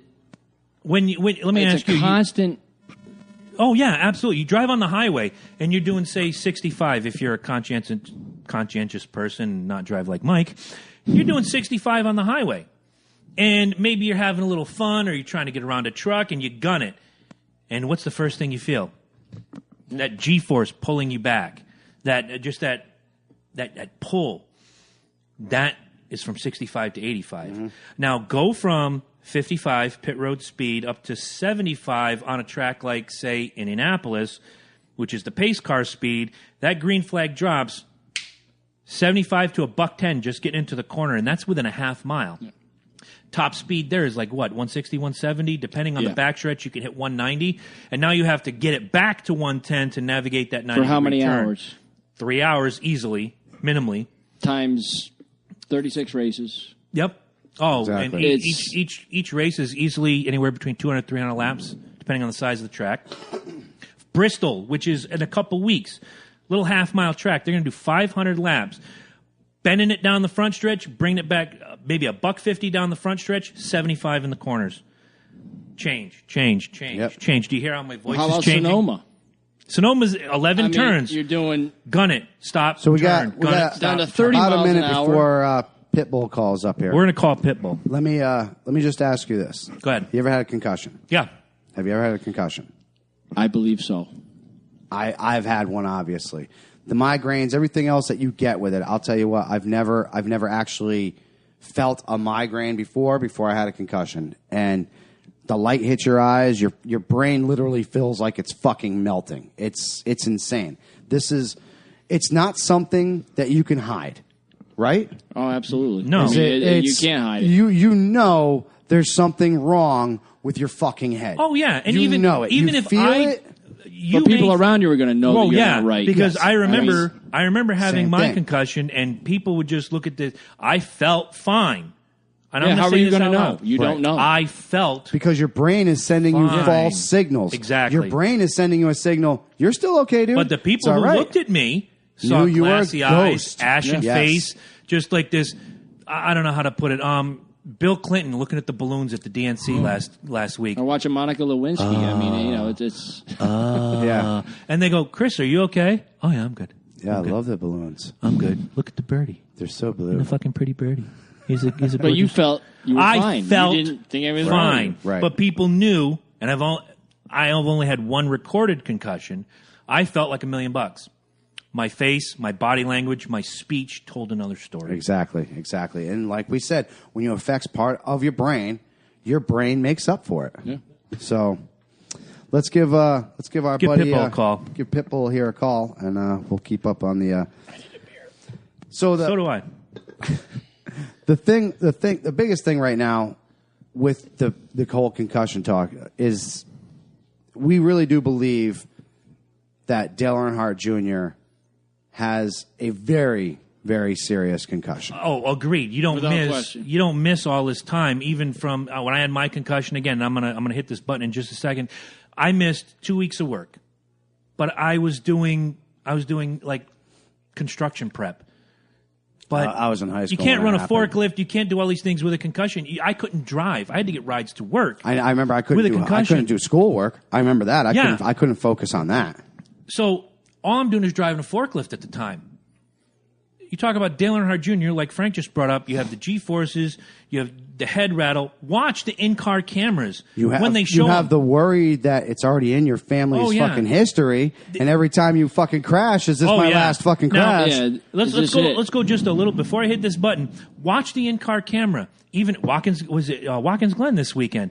They look like a bobblehead doll. Constantly And they- shaking. Oh yeah, and they could be just on the back stretch at Daytona, which is nearly a mile long, and because those cars are not built like a passenger car. It's fiberglass and steel. Yeah. It's there's nothing inside but you and the seat and a couple components. The engine is the heaviest thing in the car. Unless you're Jimmy Spencer, then you're the heaviest thing in the car. It's not built for you to be stable. You could drive 100 miles an hour in your little Audi mobile out there, and you're as stable as the day is long. It's like you're sitting in your recliner. Mm-hmm. You can drive in your truck out of here 100 miles an hour. You're as stable as the day is long. That car is not built for you for comfort. It's built for speed. Right. And your head is going to do one of these numbers throughout. So let's get an actual professional athlete on the line. And Frank, feel free to chime in as you will, because that's what we do here on the fantastic, world-famous Loki and Jabroni show. And as soon as we can just talk amongst ourselves. Jesus Christ, what's going on with my phone? I'd like to thank the wonderful folks at Sprint for fucking me over. No, they always do that. And you want me to go to this network? You What do the see fuck, that the man? the Verizon guy switched to I Sprint. love now. that. That is hilarious. Can you hear me now? Killing me. Well, I can't hear Gary Killing because I me can't right get him now. on the freaking I know, phone. right? It's not even freaking ringing. Maybe we'll have to call him from Mike. So, here we go. Hello. Ladies and gentlemen, I introduced to you our two-time former guest, and now he's here for the third time, Pitbull Gary Wolf. Gary, how you doing today? Pitbull! You with us, Pitbull? Hey, how you guys doing? Not too bad. I'm going to move a little closer to this so we can actually hear each other. I got you loud and clear. How's it sound? How do I sound on my end? You Sound sound fabulous. fantastic. Thank you. For those that don't know, and Frank might be one of them, we have an in-house guest here. Pitbull number one, Gary Wolf, was with the fantastic tag team, the Pitbulls, throughout the 90s and most part of the 2000s. He was the only gentleman to bring us the whole way for 3 hours straight. That was a fun day. The ECW style was wicked hard-hitting. And I know, just by watching the product and watching you for all these years, you've taken your fair share of flat headshots with a chair. We're talking about concussions here, and I want to know, I know you've probably had your bell rung more than once. Well, here's how it goes, guys. Back then, WF. We got you. I mean, there wasn't doctors on hand to turn around and say to you, Pitbull or Gary Wolf, listen, you got a concussion. In 1996, I broke my neck, okay, in the ring. Okay, now, for me to break my neck, nobody even, they gave you a CAT scan just to look at my spine to see where I broke it. But 9 times out of 10, for me to break my neck, I had to have had a concussion. I was never diagnosed with a concussion, but they never checked. Just like the guys in ECW that would take chair shots. I mean, my partner especially, he was an animal when it came to chair shots. But the majority of the guys in ECW, we were hitting each other with chairs. Like, one solid hit with a chair nowadays, you've got a concussion. There's no question about it. Agreed. Especially the guys who already had them. Because the way I'm starting to realize is once you've had a concussion and you've gotten multiple concussions, it's very easy to get another concussion with no problem. Absolutely. We brought that up earlier. Absolutely. And the way I look at it, by them not having the proper doctors, they wanting us to do these crazy stuff and getting chair shots and just the bumps alone. Mm-hmm. You know what I'm saying? Like the suplexes, the super bombs through tables. That alone could give you a definitely one, a concussion. Oh, yeah. And what it comes down to is, the way I look at it is guys like me, I'm 49, there's guys that are in their 50s, and they're realizing now we got brain damage. Oh, yeah. It comes down to it. I walk in my kitchen sometimes going in there to get an item, and once I'm in the kitchen, I don't know what I'm there to get. Going back to that, and again, you brought up your broken neck. You more than likely had a concussion, the super bombs through the tables.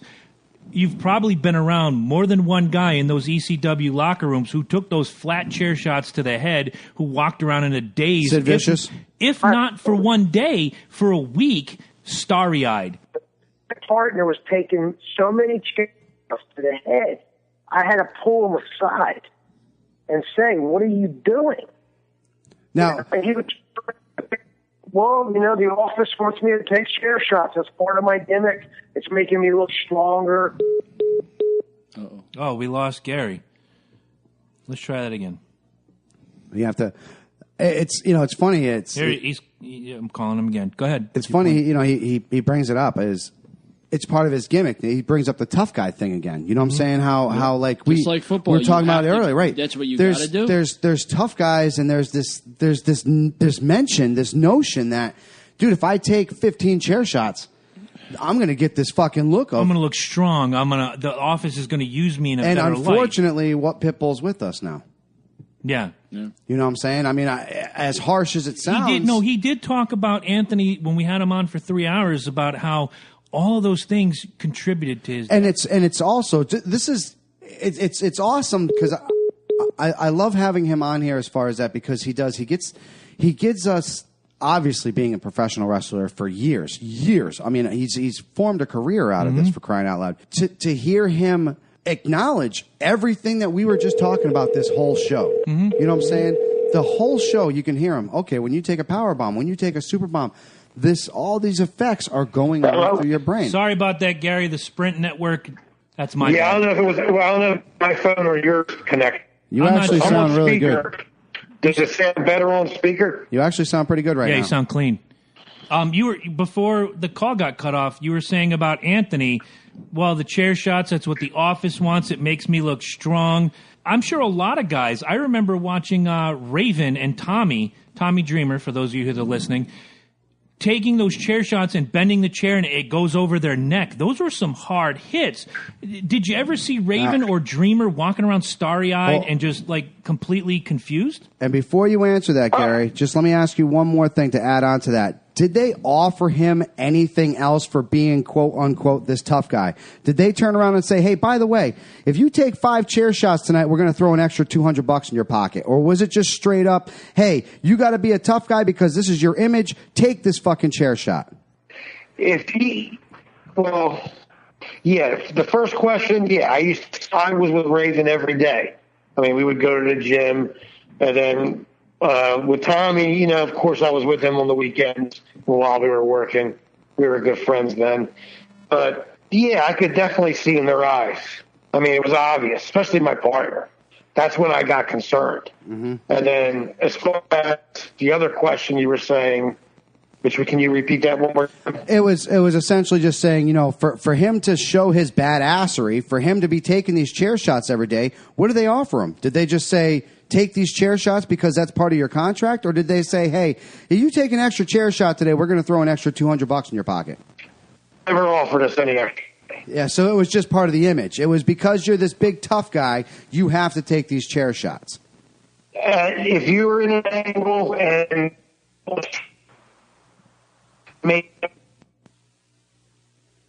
Uh-oh, we're losing you, Gary.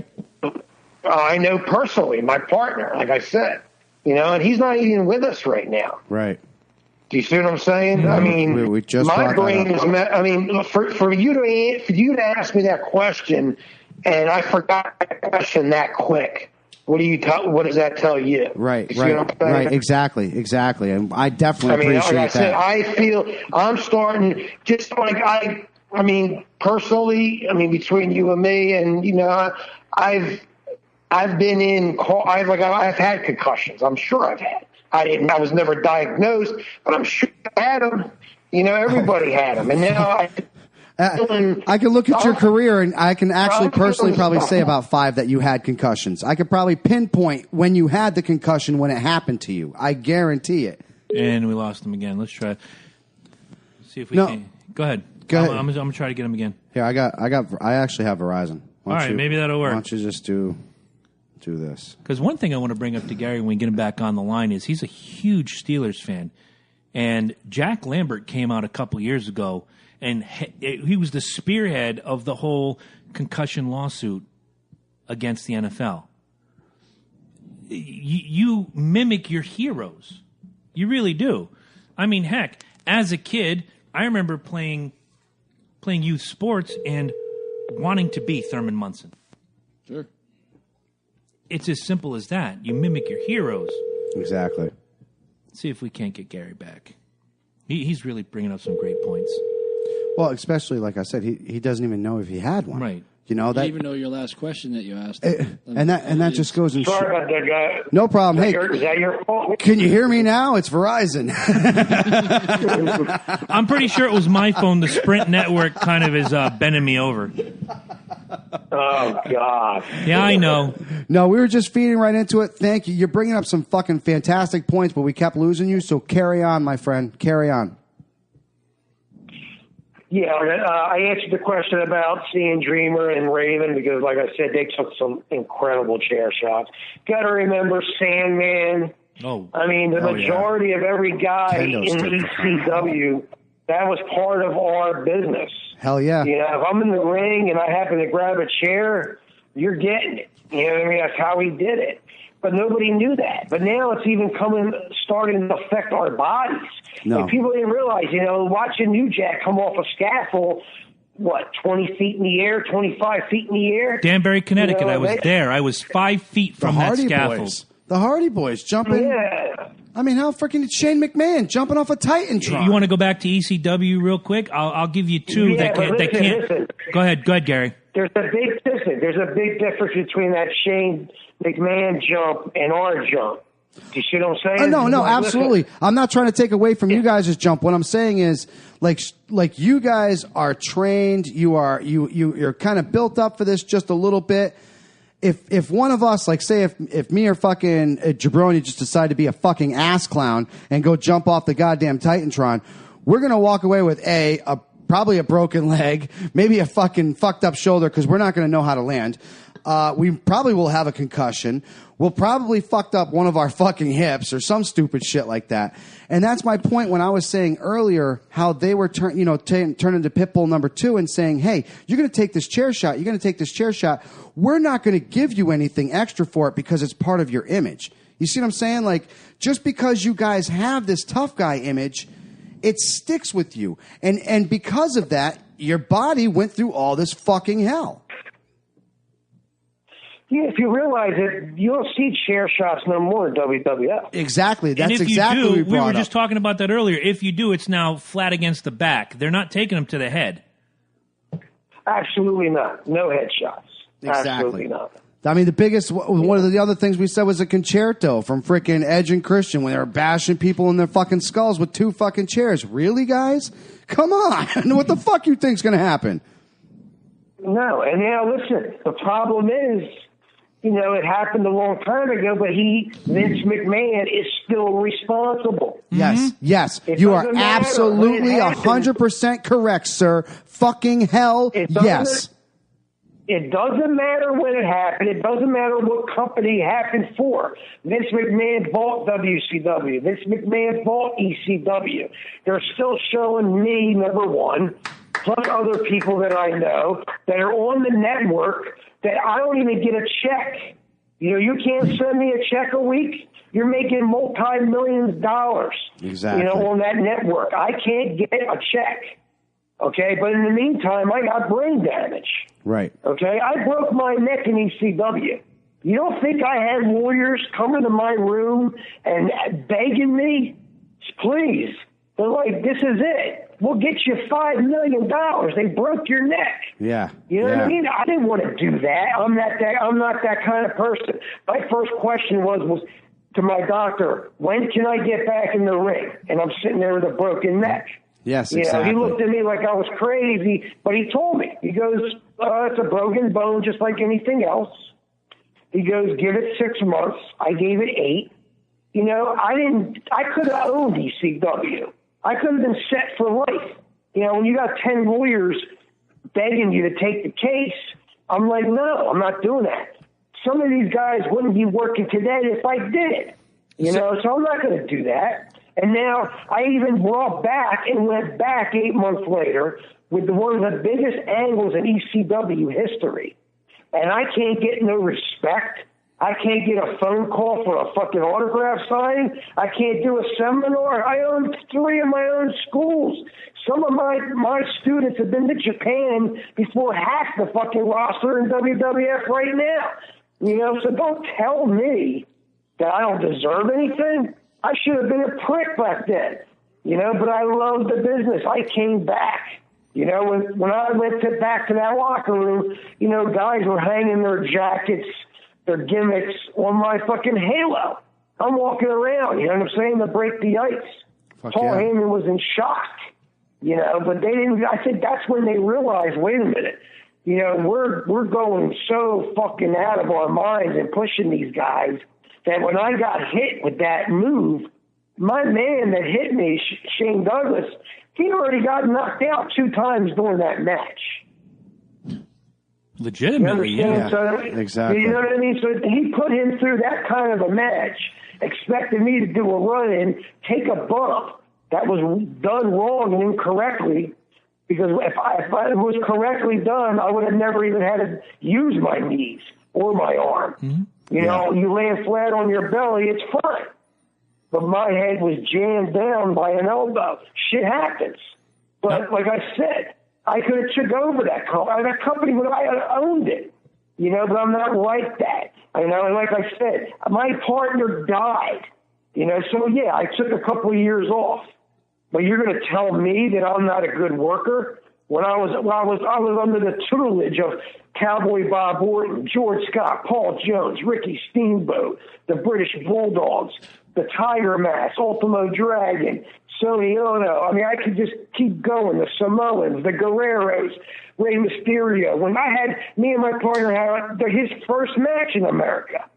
So we've been there and done it. It's just that now, they're going to use my likeness. They're going to use my stuff I did for ECW on TV to get it over, for them to make money and not give me anything? And to me, Gary, it's not only your image, but it's the damage that was inflicted that was part of the image that they're using to make money.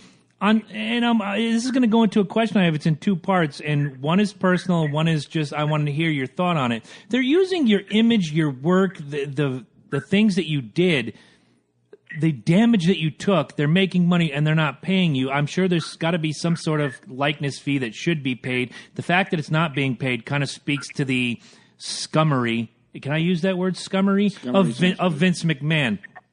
You're a big Pittsburgh Steelers fan. Some months ago, some years ago, Jack Lambert was the guy that spearheaded the concussion lawsuits against the NFL. As a lifelong Steelers fan, I'm a guy that says you emulate your heroes. I played baseball. I wanted to be Thurman Munson, with the exception of the plane. I wanted to be Thurman Munson. Guys go out there, they want to be John Elway. They want to be Jack Lambert.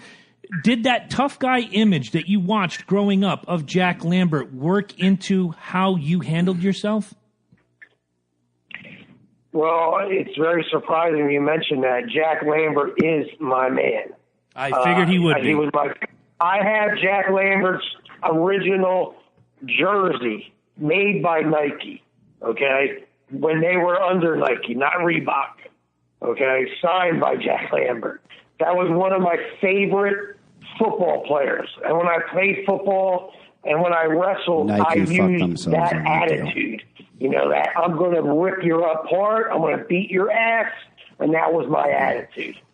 And when I played ball, I picked up a handful of dirt and threw it in your eyes before I hit you, because that's what Jack Lambert did. Now, Mike, going right back to what we said. Exactly. The old and I didn't listen. And I didn't even know that Jack Lambert went up and did that for the guys with concussions.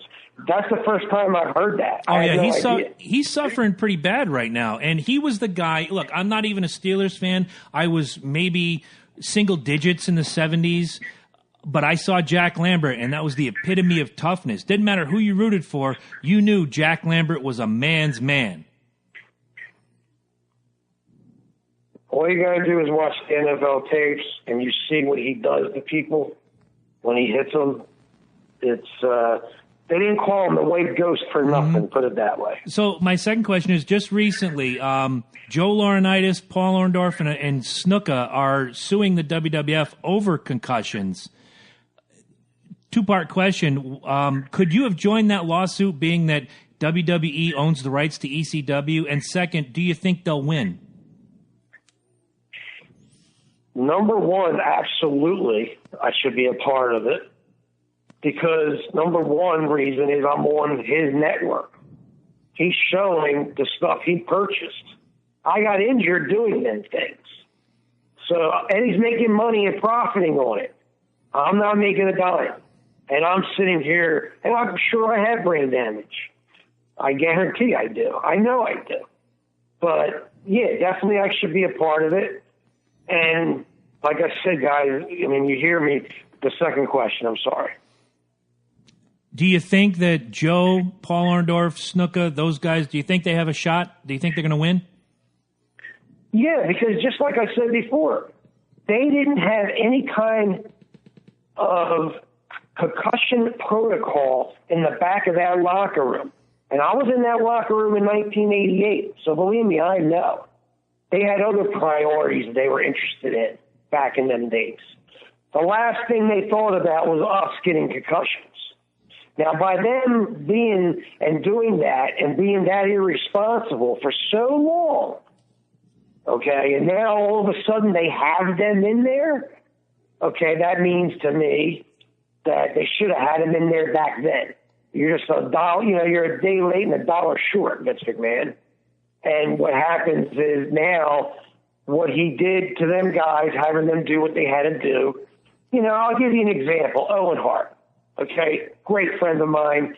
He got me in Japan, helped me start going to Japan, and thank God for him and Vader and Bigelow and the guys, Brian Blair. We wouldn't have known crap going to Japan when we were younger. But he helped us out. You know, and look at this McMahon. I want you to fly from the rafters in Kansas City and jump on the top turnbuckle. Okay? Shit, he didn't want to do that. Owen did not want to do that. You know, more or less they said, you're going to do it or you're going to get fired. He had to do it. You know, when he got up there, the rigger crew was amateurs. They weren't legitimate guys. You know, so of course he got nervous. You know what I mean? And shit happened. He died.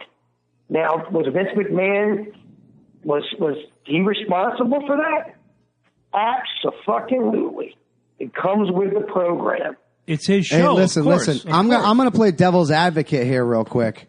And can I just say, what about Mr. Ted Turner? Are we just going to let him skate by? Let me just say, listen, I don't want to interrupt you, but let me just say something real quick. Also, when Vince bought ECW, WCW, yeah, he bought the problems too. Absolutely. Okay? No, I agree with that. When you marry somebody, you're taking the problems of your present marriage and your past marriage and their past marriages and everything else that they have, and you're combining it into a new family. I 100% agree with you. However, it doesn't leave the fact that somebody else should be held accountable too. Ted Turner was the head of WCW for what, years? So now we're just going to let this motherfucker sit down there and not take any blame, and we're going to throw it all on Vince McMahon? Like I said, I am just playing devil's advocate here. I am one of the people at this table who hates Vince McMahon. I think he's one of the biggest pieces of shit in the world. However, there are more people that need to be held accountable besides just Vince McMahon. And I believe Ted Turner is one of these motherfuckers. Sorry.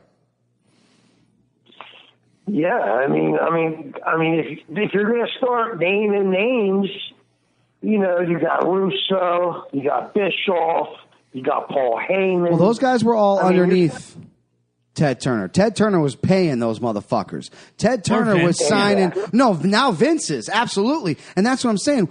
I don't disagree. Like we said earlier, it's a marriage. When you say, if me and you get married tomorrow, Jabroni, all my problems are your problems. All your problems are now my problems. And I agree with that. When Vince McMahon bought WCW and he inherited ECW, the problems. You inherited the problems and you inherited everything else around that. However, it does not hold the rest of these people unaccountable. It does not mean that you can just sit there and point your finger at one motherfucker when this guy held this fucking network for 8 years. And not to mention, he was out there on that fucking camera saying, here we are beating WWF. Look at us go. Where are you now, Ted? Okay. Where the fuck are you now? I see your point. I get your point, and I agree with your point. I think what Gary's saying and what I believe too is, like you said, when you acquire a company, you acquire its problems. Absolutely. We'll go back to Gary's point earlier. Should Gary be getting a check for his likeness being run on the network? Absolutely. If Gary wanted to join the lawsuit and reap the benefit, absolutely. But like Gary said, you have names like Russo, Bischoff, who worked under these names. Russo worked for both companies. Don't forget Bischoff who cut their paycheck. Vince McMahon and Ted Turner, absolutely. But you could go back further. You could go back to Fritz von Erich, who unfortunately is not with us anymore. You could go back to Eddie Graham. You could go back to all these guys who put these guys through the ringer and paid them peanuts to put their body on the line. Pitbull said it himself.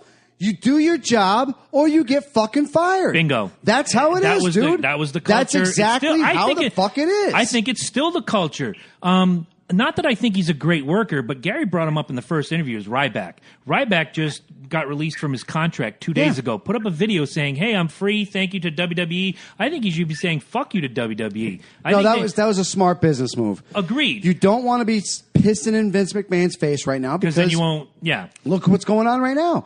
Vince McMahon is a shady motherfucker. Always has been. Will always be. He inherited this company from his father. What he did with this company, I'm not trying to take away. I am not. He is a shrewd businessman. But with shrewd businessmen, you get fallout. Gary Pitbull, number one. Pitbull, number two, Anthony. He's another one. All these people that fell through the fucking cracks. Rocco Rock, Johnny Grunge, Raven, Sandman. You could keep it going. The point Louis of Spicoli. this being is We need to get these people, past and present, held accountable for the bodies and the minds and the tolls of the fucking shit that's going on right now. It's not just one. It's not just two. It's a handful of fucking people that need to be, it needs to be fucking acknowledged, and these people need to be taken care of. They entertained us for years, and Pitbull, when you said earlier, you said that they don't respect you. Yes, the company doesn't respect you. We do. The fans do. The fans watch the shit that you do. They appreciate everything you did. If we didn't have the chair matches and the table matches and all the fucking shit that you guys bled your heart and fucking soul into, we wouldn't have a fucking WrestleMania right now. As bad as it was this year, we wouldn't have a present WrestleMania coming up. Who knows how bad that one's going to be. But if it wasn't for you guys and the concussions that you guys took and all the fucking bullshit that you guys went through, we would not have the fucking shit that we have right fucking now. You're absolutely right. We changed wrestling to when the era was the Attitude Era, they had to do it. Because after watching ECW and then WCW started getting into it, WF said, wait a minute, these guys are working lazy. We got to step it up. And they would do their crazy bumps. I'm friends with Shane McMahon. He's a good, I have no problem with Shane. He was always nice to me. Me and Raven took him to his first strip club. When he was a kid. When he was a kid. When he was a kid, it's cool, no big deal. But, when Shane would take them crazy bumps, which took a hell of a lot of balls, and same with Cactus Jack and other guys, they were hitting like pads. These were set up by stuntmen. Right. So they look amazing, and you had to have the balls to come off that high. But believe me, you weren't hitting a table and then concrete like ECW was. Right. You're hitting a pad.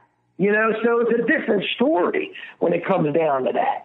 Except for look at Cactus Jack. His tooth went right out of his mouth and in his nose and out of his nose. We brought that up earlier too. Yep. Absolutely. Yeah, but what it comes down to is, like you said, I personally think Ryback would be making, I don't know why Vince got rid of him. I don't know. They put so much money into trying to get him over, and then finally he starts getting over, and they get rid of him. So I don't really know the situation of that. But what it comes down to is like this. I'm on television. The Pitbulls are on television. They're getting paid $10 from every person that watches it. They're bragging how much of millions and millions of dollars they're making. And, okay, you're making money off of us, but, it takes me to have brain damage. It takes my friend, my brother, to die, okay, over it, and leave him with 2 kids. He has a daughter and a son, okay? His father went through living hell. Why can't Vince McMahon just send him a check? Send his kids a check. Hey, this is how much money I'm making. I should get a percentage just like everybody else on that network. They should be getting a percentage. My boy, he's got 2 kids. He left. He died for the business. I don't care what they say he died of or how it happened. It's because of the business he passed away. Agreed. He had brain problems. And before we close out, I want to bring up two very different points that happened within a year of each other. Brian Pillman dies in a hotel room in Bloomington, Minnesota. Vince pays Melanie for a year. Owen Hart falls from the ceiling in Kansas City, and Martha Hart has to go to court to get a wrongful death suit. Yeah, what the fuck? Owen Hart happened before Pillman. No, Pillman was first, 97. Owen was 99. Oh, was it? Yeah. Yep. Why pay Melanie and not pay Martha? Hey, he hates the Harts. You know that. No. Come on. That's the McMahon Hart thing is more than just some fucking prop. Dude, that family, the Harts and the McMahon, hate each other. You ask fucking Brett. You ask Stu. They'll tell you. If Stu was still alive, I'm quite sure he might say something. He did kind of ruin their business in Canada. Not kind of. He ruined their business He did in Canada. ruin their fucking business. The point is, one dies of a heart disease in a hotel room. The other dies live in front of 18,000 people. You pay one and not the other? I call bullshit. Gary, what's your thought? Well, like I've been told from other attorneys, Vince McMahon has 2 floors of lawyers. So you're looking at 500 to 750 lawyers. You know, he's going to put you through the ringer. You're going to blow 100 G's easily just to start getting things together. You know what I'm saying? I had to go. You guys know this and the fans know this. Vince McMahon tried to steal the pit bulls. Mm-hmm. Oh, yeah. Okay? Yep. It ain't going to happen. I own the pit bulls as me. Okay? I even own the copyright of it. Okay? We did it since 1988. Right off the bat, it's ours forever. Okay? Like I said, you know, he tries to take advantage of people. My lawyer told me I had to send them 2 cease and desist. The first time I sent them a cease and desist, they sent me a letter back acting like the biggest assholes in the world, talking to me like a piece of shit, talking to my lawyer like a piece of shit. You know, when strong law. Strong law, baby. I broke my neck for this business using the Pitbull name. Okay, and you're going to take that from me as well?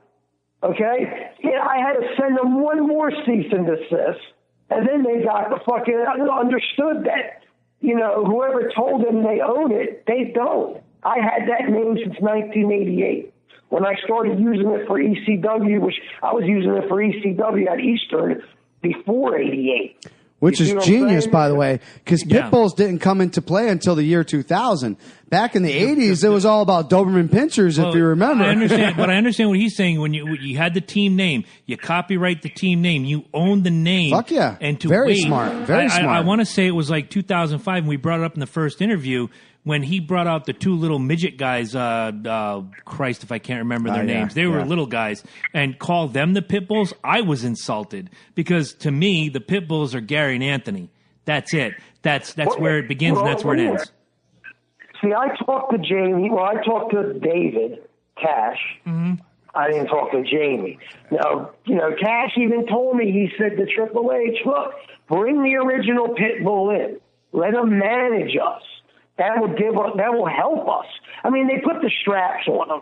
So don't tell me that you didn't have plans to make a lot of fucking money, okay? Because they wanted the pit bulls, me and my partner, from I don't know. They looked at us in 1980, 89, and they already wanted me and Anthony. I mean, we turned them down twice because of the fact that we wanted to do Japan. And we figured it would be too hard to be on the road 300 days a year like they abuse these guys now. No, absolutely. So, you know what I mean? So you're not going to steal my gimmick, you know. So I put them in his place. Of course, I didn't make any money, but they're selling, you know, they were selling gimmicks, T-shirts. Almost. You could have. You were right there. Twice. Okay, why did I get anything? You know what I'm saying? I didn't get nothing. You know, I have to be a part of a class action. I have no other chance. I'm not sitting here. I'm living month to month. Should I be living month to month what I've done in my life? Hells no. No. Hells no. Absolutely. I mean, I don't want to be living in a mansion. I just want to be able to pay my bills and live comfortable. I'm not looking to drive a Bentley or a Ferrari. You know, just give me a fucking Silverado. I'm happy. You know what I'm saying? I'm not that type of person. You know, but it's fucked up that, you know, everybody besides me. You know, I'm not just bitching for me. I see so many of my friends dying every year. Why? You know, why are they dying? Because they're not getting taken care of for the things that they did that are making money for a man right now. VA, anybody? Yeah, right. It's like the VA. It absolutely is. Gary, I want to thank you for your time. It's been fantastic. Just you bringing out the things about concussions and injuries and the like. There might be people out there who don't understand how tough the wrestling business is. You have to be a real athlete. You have to be a tough guy, but at the same time, you have to worry about yourself going forward into the future. And that's what we wanted to bring to the people today. And I want to just say how appreciative we are of your time.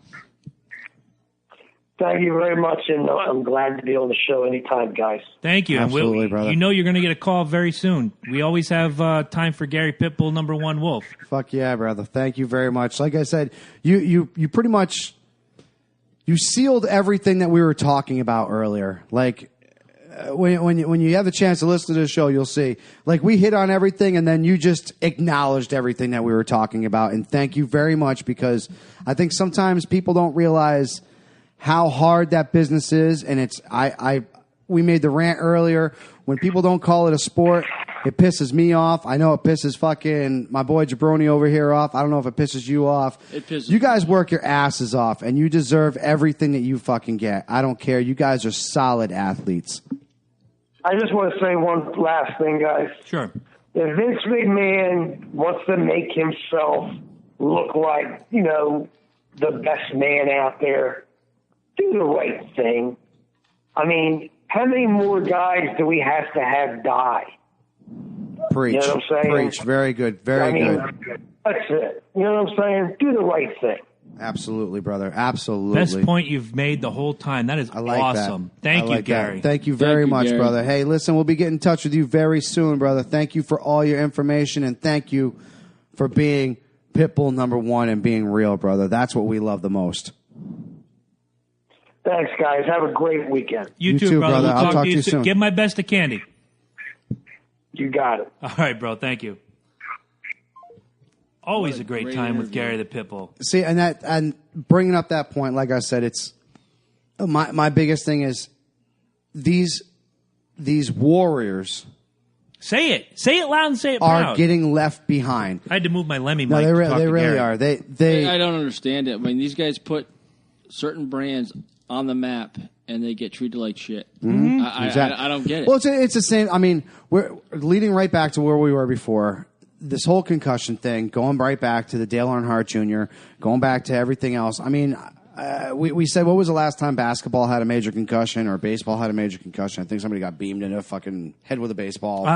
You know what? I don't remember his name. Again, basketball is foreign to me since and like I said, 1995. I'm going to say John Stockton. Yeah. It could be. I just remember Or maybe a guy, Bosch, because Bosch is stupid enough to get a Bosch fucking... is dumb enough, but Yeah, I he's dumb enough remember, to get a I want to fucking say it was like concussion. Kevin Love. 95. I mean, Love is Yeah. definitely pretty Yeah, lanky. who knows? He's pretty stupid. He I could want probably to say pull a concussion. I want to say it was like 95. That's when I really fell out. There was someone that went up, smack out a rebound or a block a shot, fell flat back. You watched his head bounce against the floor. The other 9 guys are running down the court.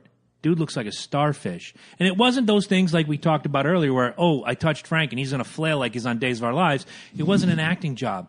He did his job. He fell. He whacked his head. He's out cold. Right.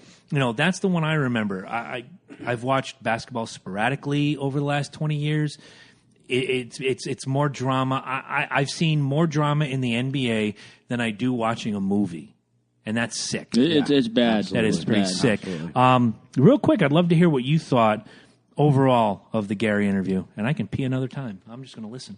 I thought, not being a wrestling fan, so to speak, my first wrestling match that I saw was at the Hartford Civic Center. My father took us. And it ended up being a steel cage match, which... I mean, I was bad for a first fucking match. Right? Damn. I was all new to this. I mean, Hulk Hogan was there, George the Animal Steel, Randy Macho Man Savage. I mean, it was incredible.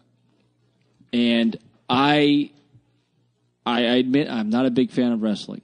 I mean, but No, I do appreciate what these guys are going through. I'm not a big fan of NASCAR.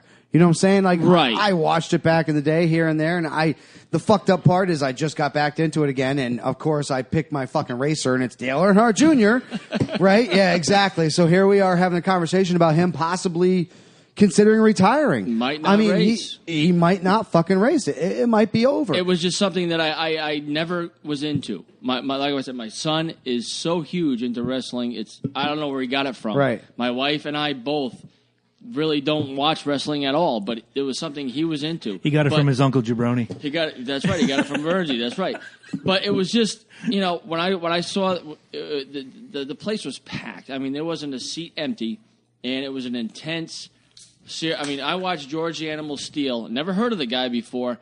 He went over to the turnbuckle and just bit it and started ripping it apart with his mouth. I mean, he was going, what? And, to see the Hulk Hogan come out and rip his shirt apart and go through that whole shit. Absolutely. It was incredible. Absolutely. But I've never followed it from that point on. I just never did. And, to hear Gary explain what he's going through it's sad. I love, and we're going to have, obviously, Animal coming on here soon. Oh, yeah. I love having the wrestling aspects of coming on here. I threw a little bug in Ray's ear. I'm really hoping to get him. Good, that would be great. I'll tell you what, that dude went through some hell. Oh, yeah. WCW, dude went through some fucking hell. A year ago, when he's just in a regular match, and he hits his signature move, that 619 gimmick, well, depending on what you listen to, and again, all the facts, until we talk to Ray, we don't know. The report says the guy was in the midst of a heart attack and the move exacerbated it. That's the official medical report. Happen. Absolutely. It could happen. I don't think that little spin kick gimmick from a guy who's 160 pounds is going to kill a guy. What I do think, though, is it can't help. Listen. It can't help. Did you ever hear about your nose getting driven up into your brain? Yeah. It's a fucking assassin move. Sure. Yeah. Let's be honest, dude. I mean, we don't know if that happened. Absolutely. And the way that your right. head is on that move and the way he kicks his fucking little feet around, dude, it could have happened. Right. It could have happened, is all I'm saying. And when we get Joe on the line in a couple weeks, the only thing he can't talk about is the lawsuit. Absolutely. It's under lock and key. Which is completely understandable. One of the biggest things that I think we kind of walked away with as far as the concussion thing is, it started off as a tough guy image. Mm-hmm. It started off with, if you went to the doctors, you were looked at as a bitch. And now we're seeing the repercussions that are coming from this. Now we're seeing these big, strong, a.k.a. Supermen, dropping to this kryptonite. Junior Seau was quite possibly, in his prime, the guy was a beast. One of the toughest guys you ever saw. He was a here's fucking a guy that perplexes beast. me is Calvin Johnson. He is, I believe, one of the most best receivers in the league today. Absolutely. He called it quits. Yeah. Why? Exactly. Why did he call it Because quits? he's smart enough to realize... He may not say it out loud, but trust me, when you're a receiver and you get jump hits. up... You get hits as a receiver. How many times do you see those replays and they're great theater and it's great spectacle, but when you see those highlight reels and they jump up to catch the Superman catch and that lineman or the safety or the corner... That's all you need. You don't even need a heavy guy. You do a 360 in the air and land on your shoulder. On your head. Do you think for 1 minute... Land on your hip? Exactly. Do you think for 1 minute, even if you land on your hip, what's whipping around side to side, even if you land on your hip? Your head. What's in your head? Your brain. Where do you get a concussion? In your brain. Exactly. It's that simple. I thought today was fantastic. I was shocked that he called it quits. I was too, but then again, I'm sure there's more to it. Robert Smith did it to me. I thought I had a running back for another fucking 8 years. Thank God Adrian Peterson came through the door like fucking 5 years later. But seriously, you got to commend some of these guys. When Pitbull was sitting there saying, "Oh, we go through these concussions, and the only thing I can think about is, I got a broken neck. I got to get back out in the fucking dude." I cringed. Yeah, I cringed, dude. I had back surgery, and my motherfucking ass was going to my doctor saying, "All right, if I go to work, I'm a mechanic. If I go to work tomorrow and I'm lifting something, my shit ain't gonna go out again." I was so worried about pulling my fucking back out again. I pussyfooted it around for at least 3 weeks before I really got into a situation where I had to use my back, and I said, "Oh, okay, I'm good." Not knowing who that Gary was, I've never heard of him. Be honest with you, I felt really sad for that guy. Mm-hmm. Yeah, the way he sounded on that call was just. He's upset. Yeah, absolutely. He is, and he should be. Absolutely. Not just for not being compensated by his likeness, his image, and his work being used on the WWE Network, but for the fact that he put his body, his life, his career, his well-being on the line. And again, like he said, he lives month to month. Most of us knows what it's like to live week to week, paycheck to paycheck. But you're a guy doing. He's not going paycheck. Exactly. To paycheck. Gary's a guy whose image is blasted all over this network. There are DVDs. WWE keeps putting out these ECW best of series. Let's put this up here. He's not making a dollar.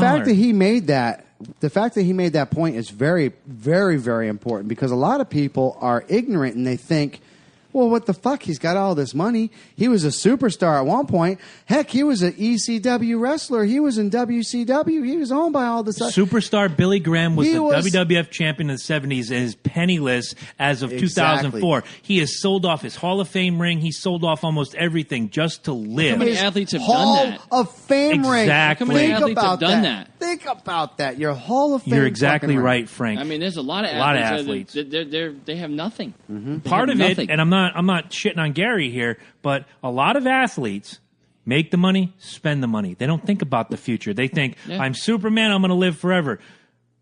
But in Gary's case, he was wise. He did it. He did what he had to do. But then again, now he's getting screwed over this likeness rights. And I know that goes away from the concussion thing. We always love having Gary on. But at the end of the day, it's that time. Pay people for what they give you. What they do and what it they're is worth. that time. Are you turned up? Because here it comes. It's the final countdown. This week's Final Countdown is brought to you by Viking Entertainment. If you need DJ or karaoke services, go to Facebook and look up Viking Entertainment. They provide us with all this great equipment.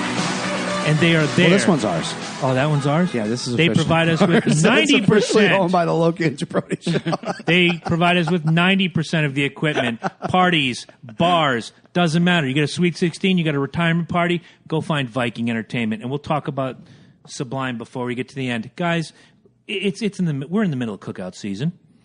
And everybody goes and buys burgers and dogs and all this stuff. You buy potato chips, don't you? Fuck yeah. Now, the big thing over the last couple of years is that Lay's potato chips. I'm Lay's glad potato you said chips. that. Absolutely. The last couple years, we've been inundated with the Lay's Creative Flavor campaign, right? Yep. We've gotten dill pickle out of the deal. We've gotten lick a cow udder. Okay, we've gotten what is Baked potato. Yep. Cheeseburger macaroni, bacon this. It doesn't Bacon, matter. mac and cheese. Yep. Garlic cheesy bread. Yep. Now there was one Saskatchewan chicken, Brazilian. which I just picked up. I didn't try you? it yet. The Immortal just picked one up. It's like Brazilian pakakawakawaku. It tastes I got the it tastes Greek like one. a steak kebab. Oh, the Greek one is fantastic. Oh, that one is good, dude. Isn't that? That's like the. All right, but I'm sorry. No. Dynamite dropping. We needed that. So my top 10 list this week is the top 10 failed potato chip flavors in the Lay's Creative Flavor campaign. And my honorable mention this week, which you guys might have dealt with in your life, honorable mention is stale beer. They actually made that chip, really? No, Stale I'm saying beer? these are failed flavors. Okay, good. I have never tried that's stale beer. disgusting. Complete and utter disclosure. Before you start, though, did you guys Sure. remember cheddar and jalapeno Lays? Yes. Yes. Why are those not a thing anymore? I wish I knew. Because Were I'm those not a cheese fucking guy, but I love They them. were good. They Those were were very good. good. And then the other one was the salsaria Doritos. Do you remember those? Oh, yeah. In the green happened? bag, man. Those are fantastic. What happened to those? These are some great I potato still chips want to that know. we need back. I still want to know where the crunchers. Remember the black bag? Those Yes. jalapeno Yes. ones where you ate one and your mouth exploded. Those were the best, and Those I were missed good. My those. Those go-to were Lay's though is sour cream and onion. Yeah. I just it's a plain blah No blah offense, blah. you've been my but- friend for like but, 35 years, but you're a basic bitch. The peach skull kind of threw me off, but you know, Yeah, I brought out the. it almost could have been on my list. Number 10, peanut butter and lint. peanut butter and lint. These are failed Lay's flavors. Yeah, I'm surprised. Yeah, 90% of this is made up. Some of them are actual. Yeah. Number 9, 3-month-old milk was a failed flavor in the Lay's campaign. I could see why. Number 8, which I'm waiting for Mike someday to accidentally pick this up and actually try it. Number 8 is Jabroni's Chog Bottle, which you can see right here. Oh, he said hell no from the other room. Hell no, I agree with you, Mike. No. Number 7, failed flavor in the Lay's Creative Flavor campaign is Stinky Feet. Agreed. Have you ever seen those jelly beans? The game that the kids play, the black jelly bean, it could be licorice or it could I be have, skunk. yes. Do your kids partake in that? They have not yet. No. Oh, thank your lucky My stars. daughter is 2 and my son is 9, and I hope to Since God I was they in don't. the other room and I couldn't acknowledge it. Are we going back to number 8? Real quick, I didn't drink it. However, I did have a chog moment. I was upstairs cleaning bottles, and I was like, what fucking God, no. ignoramus didn't drink their fucking cherry Coke? I went to dump it out, and I smelt wintergreen, and I was like, oh, no. Yeah, chalk all up in my sink. Thanks, buddy. You're welcome. I owe you a sink cleaning. Number 6 is a tip of the hat to Eddie Focus, our fabulous executive producer. The number 6 failed potato chip in the Lay's campaign is haggis and watermelon. Haggis. Together. Watermelon. Haggis and watermelon? Haggis and watermelon. Should have been haggis and blueberries. Wouldn't that have been great? I'd have died. I'd have died on the spot. Number 5 is wet dog. Yeah. I have one of those. I've licked Yeah, dogs. but think about it. Your dog, freshly scrubbed, smells fantastic. Your dog goes out in the rain, smells like a bag of assholes. Number 4, toenail fungus. I shouldn't do that while you're drinking, by the way. Toenail. Oh. Number 3 is a tip of the hat to the fantastic style consultant, Lady J. The number 3 failed potato chip flavor is hot garbage. Hot garbage. Hot garbage. Hot garbage. Anybody who's ever experienced the next one is going to shudder in pain. The number 2 failed potato chip flavor is toothpaste and orange juice. Oh. Oh, Frank, stop. I've had the toothpaste and milk. I don't know. I've never experienced that. I'm trying it tomorrow. I have to. It's not fun. Why would you do that to But think about it. You brush your teeth, you go out and breakfast, and you drink the orange juice, and your eyes water immediately. It's not good. And number 1 failed potato chip flavor in the Lay's creative flavor campaign is swamp crotch. Swamp crotch. Swamp crotch. Everybody knows it. Everybody's experienced it. Everybody's had their moment. That was a tip of the hat to Marcus Argy. He's always talking about swamp crotch. Does that worry you? No, it just means there's not a lot of swamp crotch. Hey, there's nothing baby powder can't solve when you have swamp crotch. Exactly. So what do you got for the people before we close out and do our thing? We already have the music? Look out. Look out now. I talked about it earlier. We need to get them reviews in. I got to get Sully out of here. It's almost been a year Frank, now. you get to sign Scully before you leave. Since I fucking Sully the Scully. Since I fucking purchased Awesome. Sully the Scully at the Do we want to say when? It's almost been a year. It has. It really has. How are you guys not reviewing us on iTunes? It's killing me. It's killing me. Actually, it's pissing me off. It's making me so fucking mad. I think I will break that fucking thing open and make some fucking Bloody Marys out of it next week. What I is swear today? to fucking Hold on. God. No, not next week. Let's look at the calendar here. I'll give you a year anniversary. There's it. That's We- it. We had already interviewed Nate and Mark. Nathan Hunt and Mark Slaughter, for those of you that are uninitiated. Laritz was the first, so it had to be in October. We interviewed Jim Laritz in November. So October is going to mark a year.